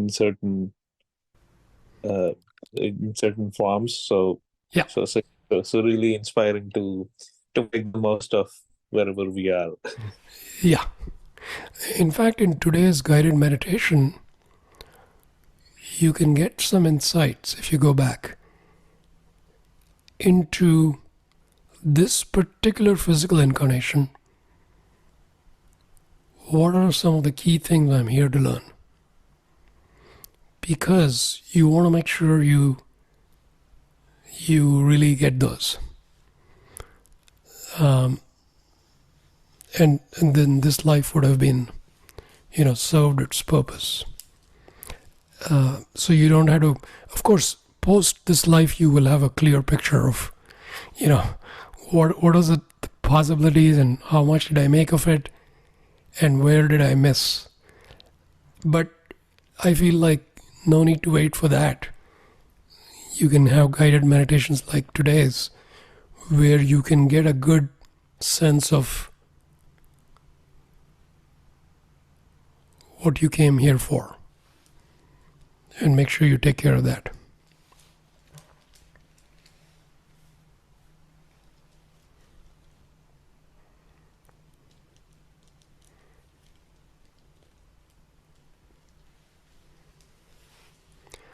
I think we're ready now for the lighter side. So let me unmute folks.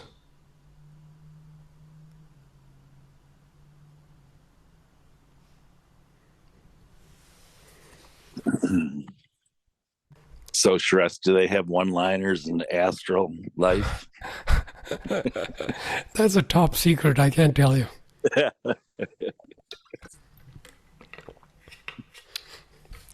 So the topic is travel.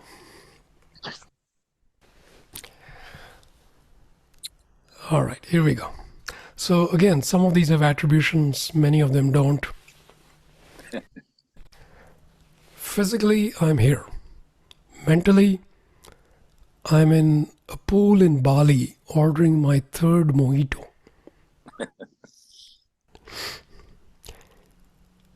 You can't buy happiness, but you can buy plane tickets, which is kind of the same thing.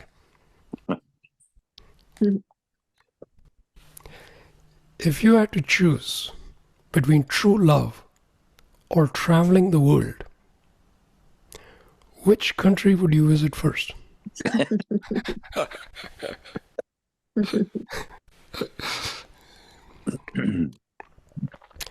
I want someone to look at me the way I look at a travel brochure.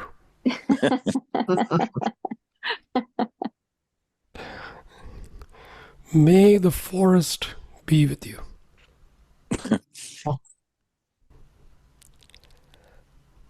This is from Mark Twain.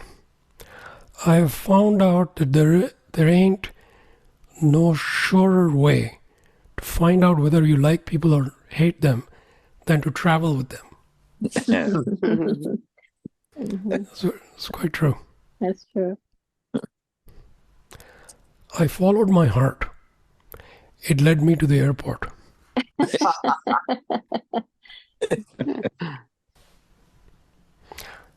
I thought I wanted a career. Turns out I just want a paycheck to buy plane tickets.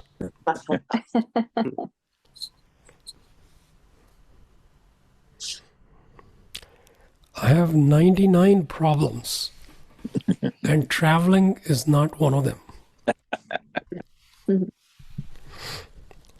This one is from Uten Brown. The journey of 1,000 miles begins with a cash advance.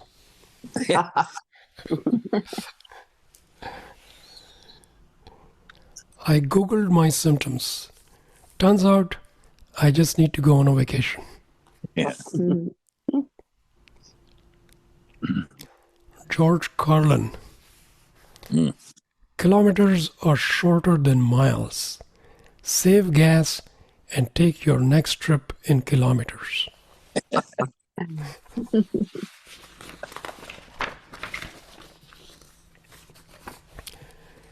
Imagine falling in love with someone and then finding out they clap their hands when the plane lands.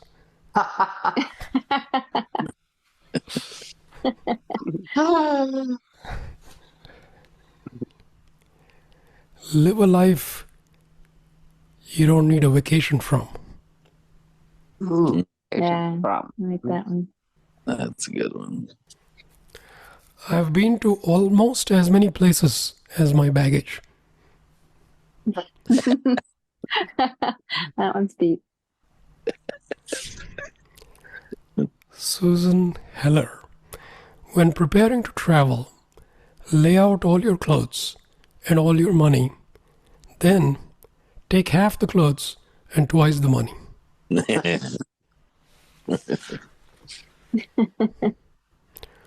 Brooke Miller. This is the first year I'm not going to Fiji because of COVID. Normally I don't go because I'm broke.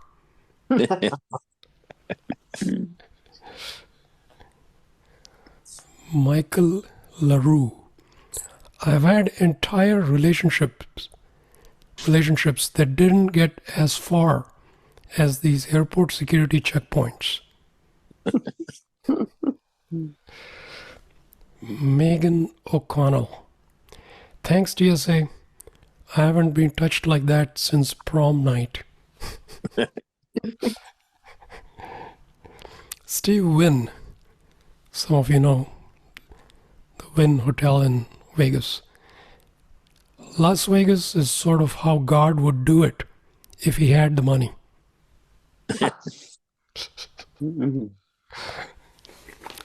So that's it. All about travel.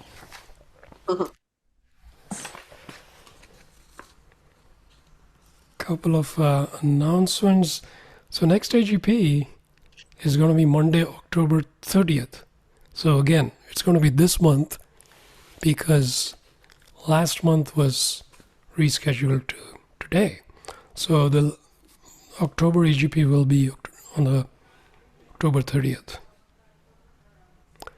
Also, the next Just Be Study group will be Saturday, November 4th, 9 a.m. Pacific. Those are some announcements. Okay. Now let me mute everyone again.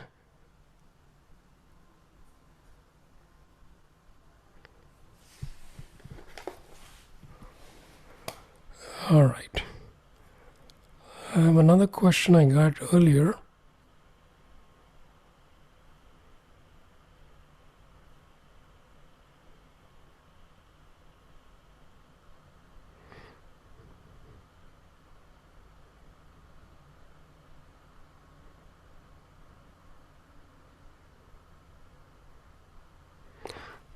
I just want to go back to a chat message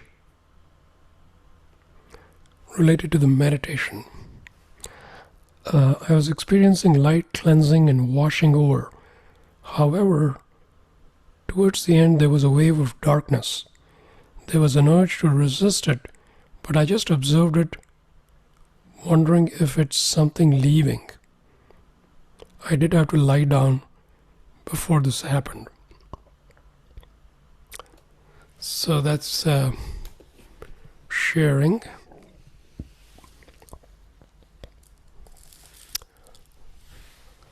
I would say go with your intuition on what that could be.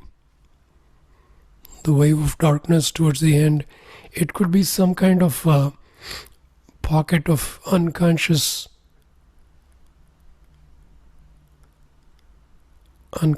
trapped energy leaving. So, and I think you did the right thing. Just staying with it, observing it, just letting it go.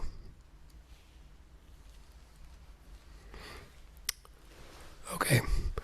I'm gonna go and tackle, let's see, one question I received earlier. But before that, I want to give people here a chance to ask anything that came up. So, anyone wants to ask a question about anything?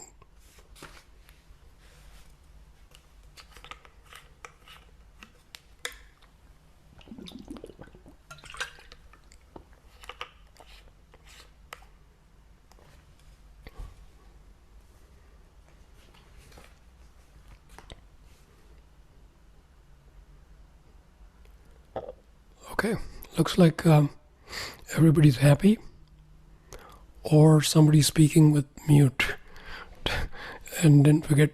So if you are, make sure you're speaking and you're unmuted.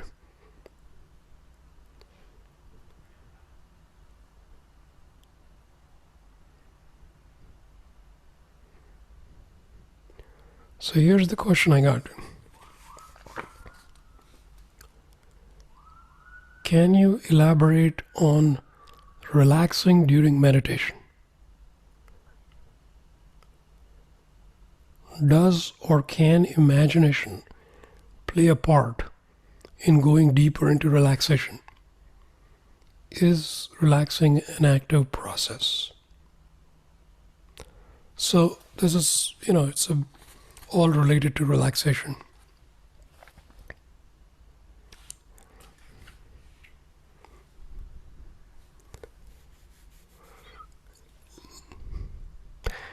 It takes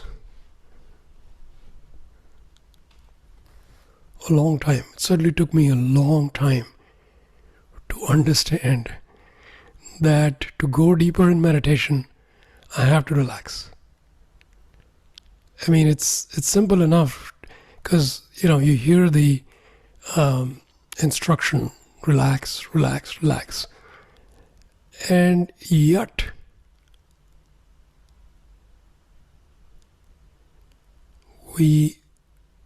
as we get into the meditation, at some point, we are unknowingly often striving, pushing,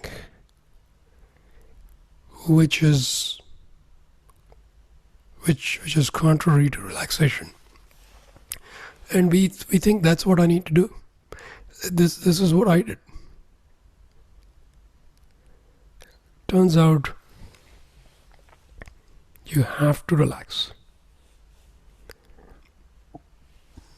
Because if you think about deeper states, if you think about what beingness is, you are relaxing ultimately into your true nature. You cannot be striving there. So,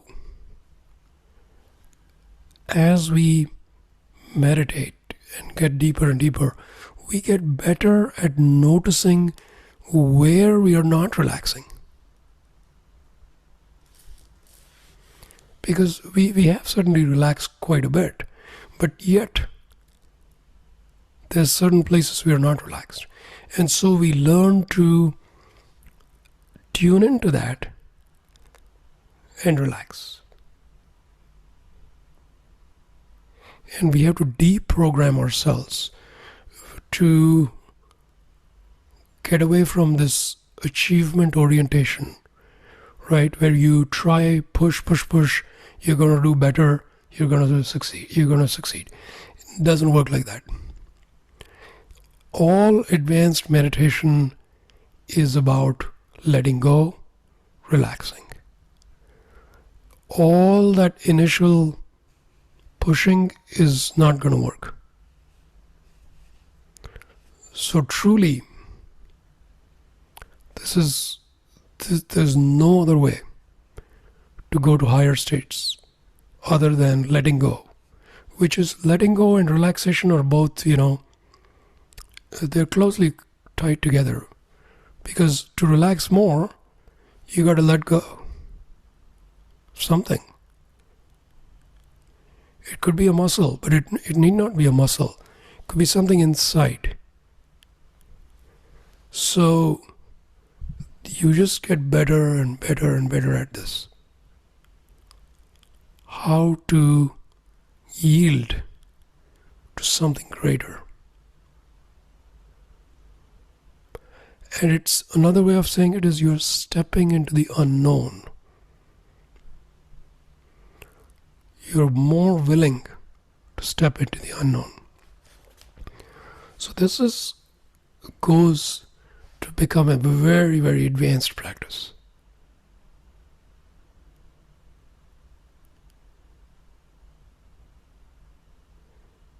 And so it is an active process, because you are very much, your consciousness, your presence, your awareness is very much there in this releasing, letting go, relaxing process.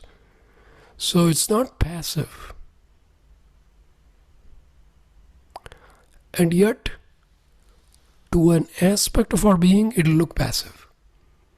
Because we feel it's active. Oh, okay, I'll do it. I'll push.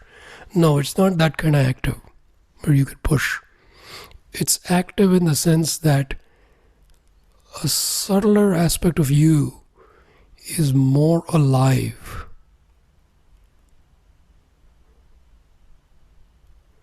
But it's not pushing.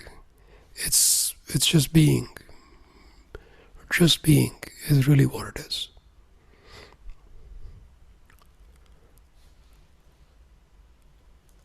Now, as to the role of imagination, it can certainly play a part.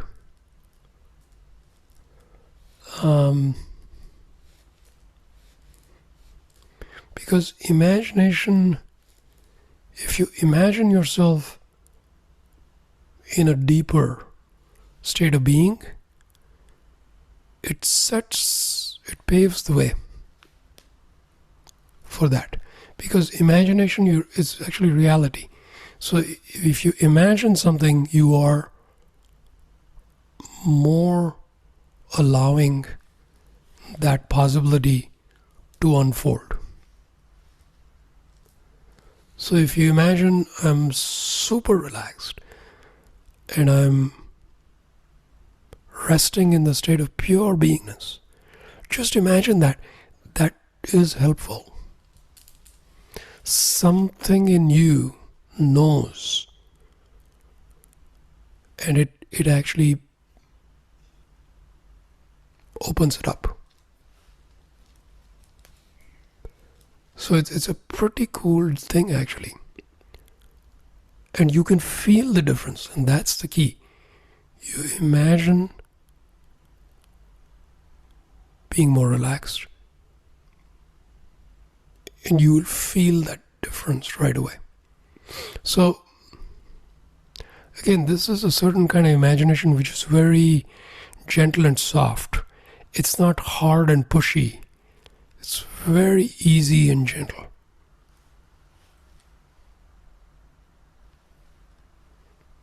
So really, this is kind of like a very advanced, like if we were doing a 7-day retreat, if I set this on day 7, you'd really get it at a very deep level. I see this as a very advanced instruction.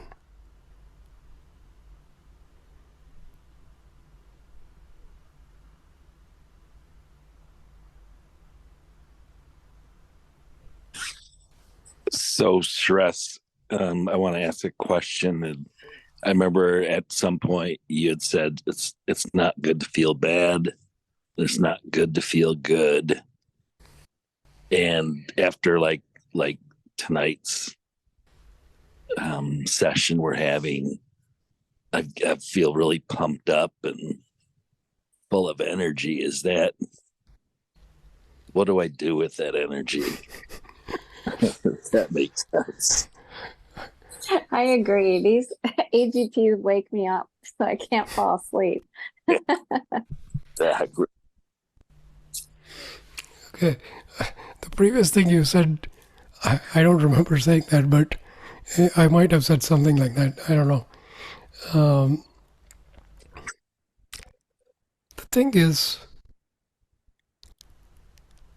some of what you feel is this enthusiasm, eagerness, and inspiration to go to the next level.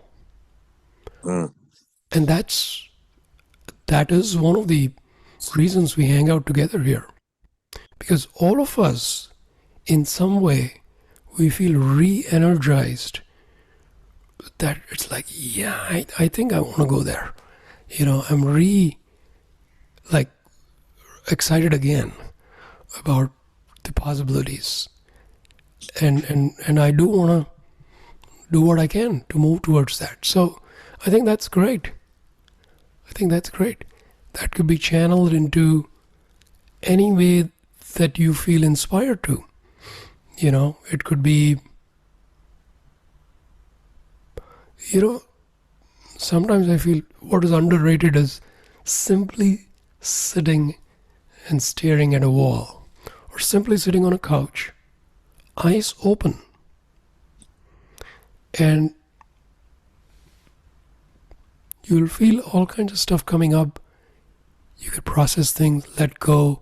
It's like a meditation, actually, without making a big deal of it. So some of us might be inspired to do that. It's just sitting on the couch, or just staring at the sky, or of course longer sitting meditations. That's always, that's going to help a lot. Or any other thing that you feel like, oh, that emotional release, I think I want to work on that. You could do that. You know, any of these things. It's really wide open.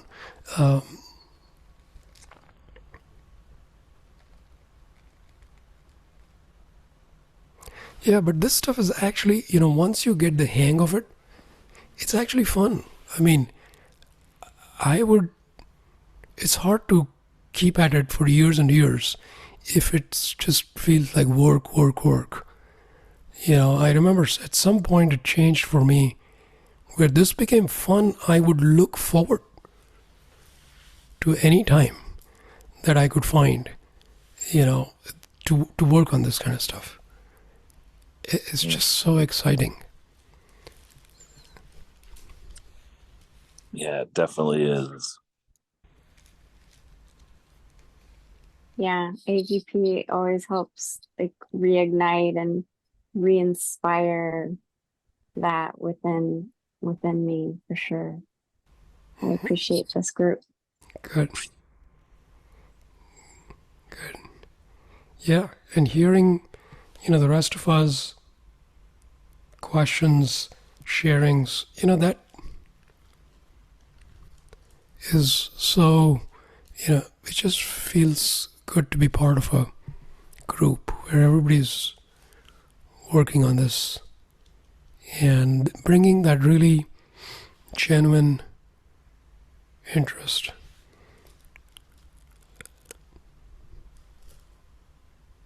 Yeah, I agree. That was really good. Thank you, everyone. I have kind of a question on that. Mm-hmm. So I went to a Sangha yesterday, and local one in San Diego. Anyways, and I've been a few times to this group, and the meditation all seems very good and interesting and fine, and the talk. But afterwards, the talk, like the chit chat, and we kind of gather and just hang out and talk, seems very, and I'm trying not to judge, it seems very lower consciousness, like really, like a lot of sarcasm or a lot of weird commentary. And I'm trying not to judge. So I'm just asking, and like this group and like your teachings, I've never felt that, ever, in all the retreats and the groups. And so I don't know if you could speak to that. I'm feeling not to go back. It's subtle, but it's like, do we notice that? I mean, am I just making that up? I mean, like, I don't know what the question is really, but I guess I see the big difference between being here tonight again and then that.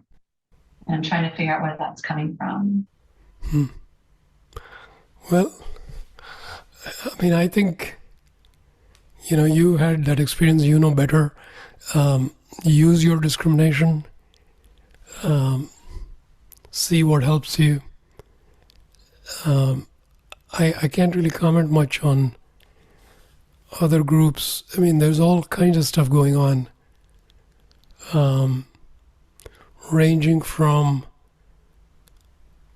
just the purity and intention of the person, the teacher, to the people who come there. There's a wide range. So choose wisely.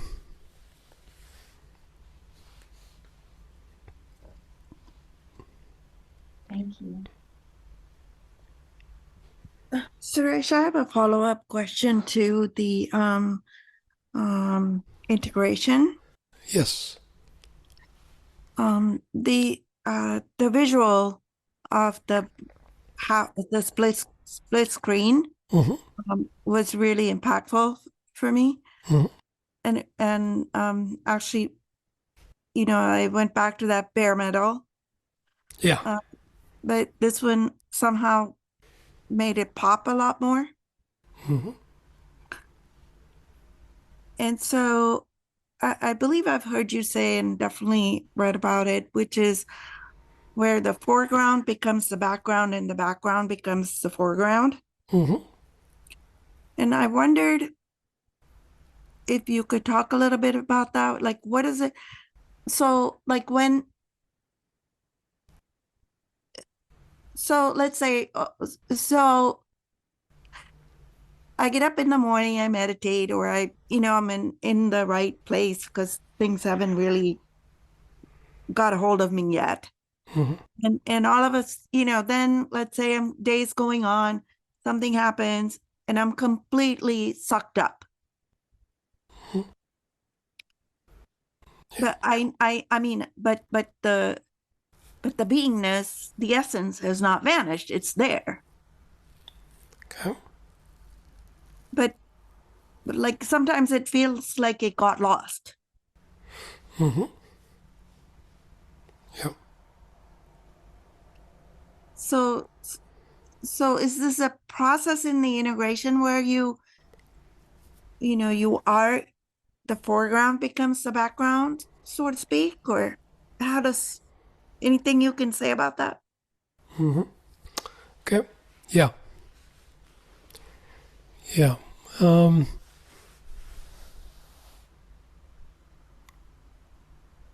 Well, that general thing you described, that's going to happen quite a bit. Meaning, something happens in the finite reality that just grabs us.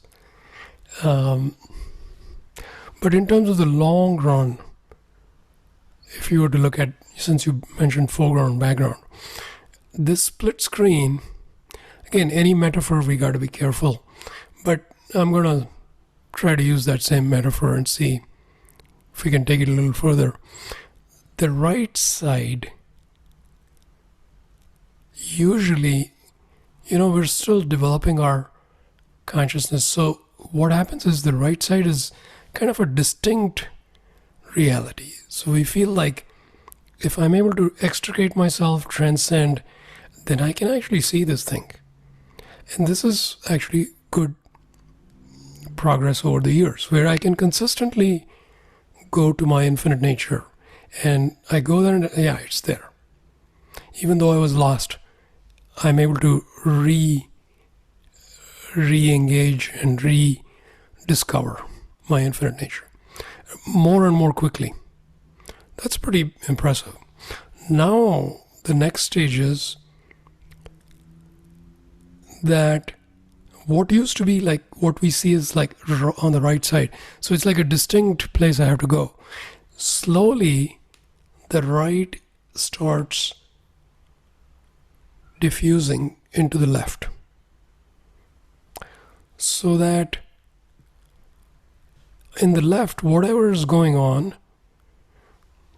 whatever drama is going on, even in spite of that, behind that we can see essence, we can see our infinite nature, even there. So this is, of course, a pretty good development. Like right in the middle of some intense interaction, in spite of all that, you can still feel this ground of being, bare metal, infinite nature, right there. And it's like, wow, this is so cool, because I don't need to be in some deep meditative state. Right now, in the middle of the highway traffic, business meeting, argument with my partner, whatever's going on, right there I can see in the background. So this is where now the right side is no longer stuck on the right, but it's actually bleeding into the left, and it's always there behind if I look. So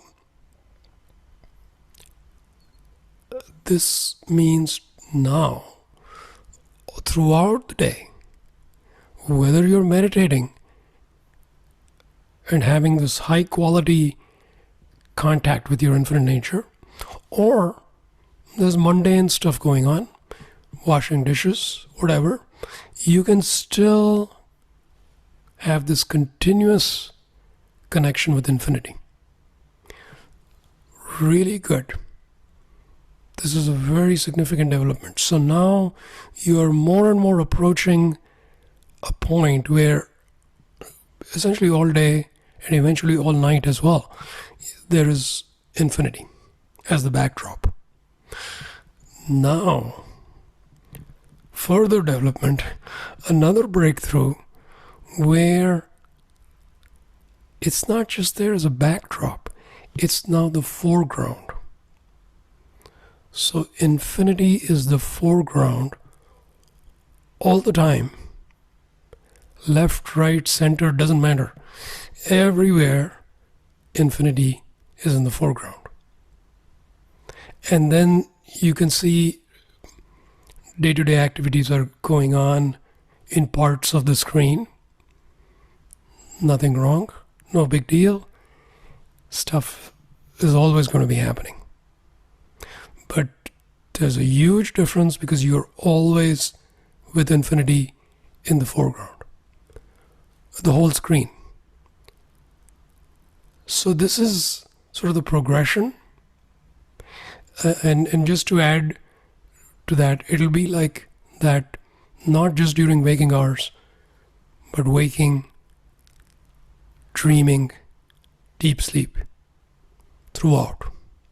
Same thing. Infinity in the foreground. So, in other words, you're established in your infinite nature. Period. And you're living as infinity. So that's kind of the trajectory.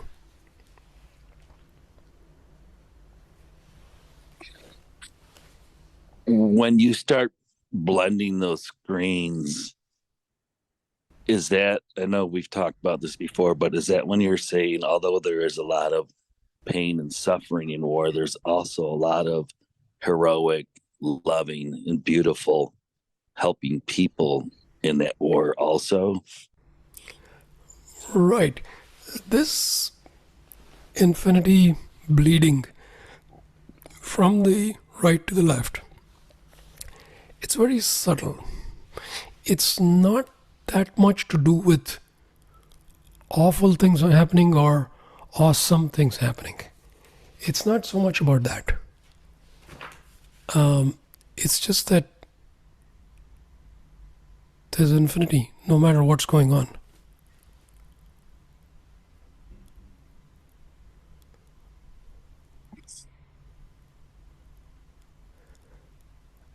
It's so the content is less interesting. It's not like bad content is now become good content. It's just that the content is just not terribly interesting.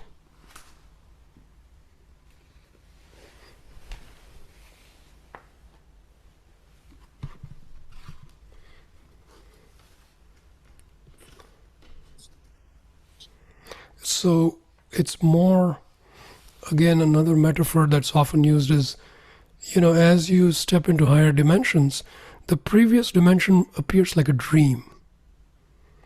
So it's not like all the dreams turn out to be good dreams instead of bad dreams. It's just that they're dreams. So the dream is a dream. It's not terribly to be taken seriously. It's more like that.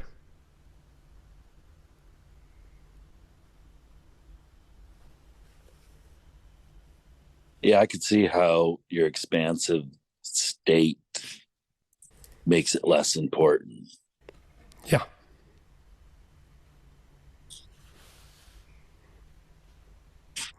Yeah. And of course, you know, we still function fine. You know, we're still doing the right things. But the content simply does not mean so much to us. It's just whatever's going on.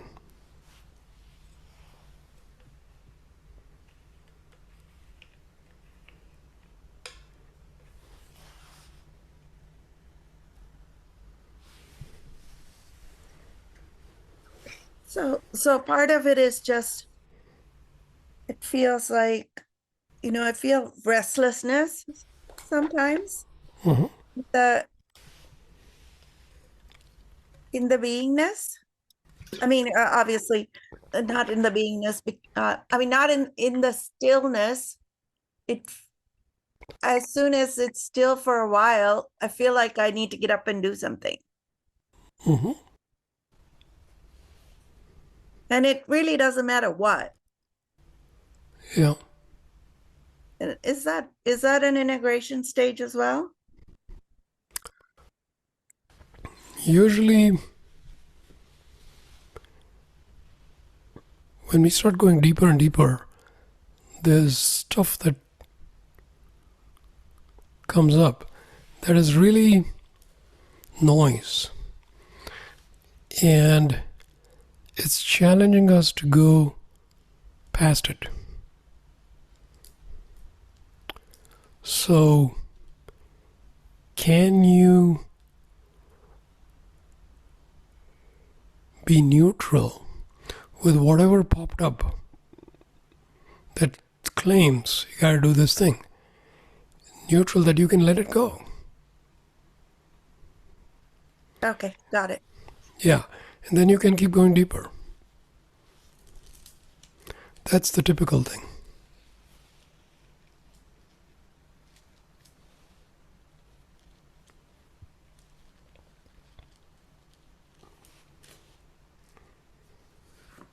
Thank you. Mm-hmm.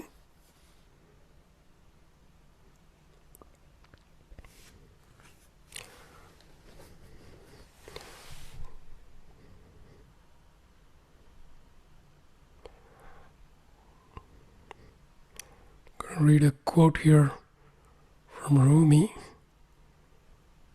shared by Nicole. Out beyond right doing and wrong doing, there is a field. I'll meet you there. So yeah, it's great. So let's start wrapping up here.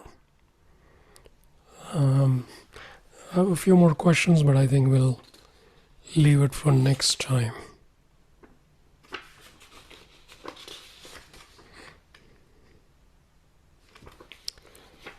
Any comments, closing comments or closing questions?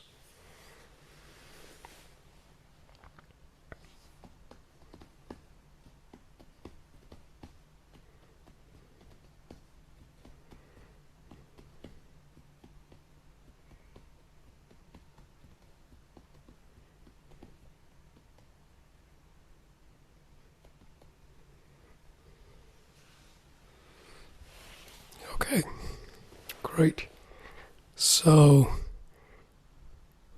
yeah, yet again, we've touched on a whole range of topics, and it's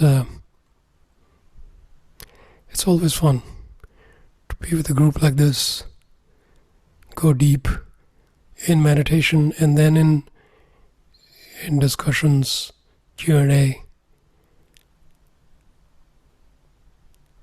So I hope everybody enjoyed it as much as I did.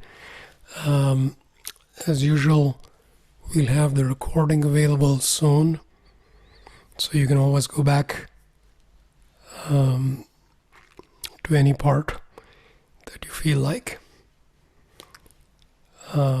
So thank you all for your patience with my voice. I know it's a bit hoarse, especially at certain times. It's interesting to see what comes out of my mouth. But I hope it's been audible, and yeah, I'm feeling pretty good, and certainly feeling even better being with all of you. So thank you so much for being here. We'll see everybody again later this month. Boundless love and light to all of you. Take care. Bye-bye.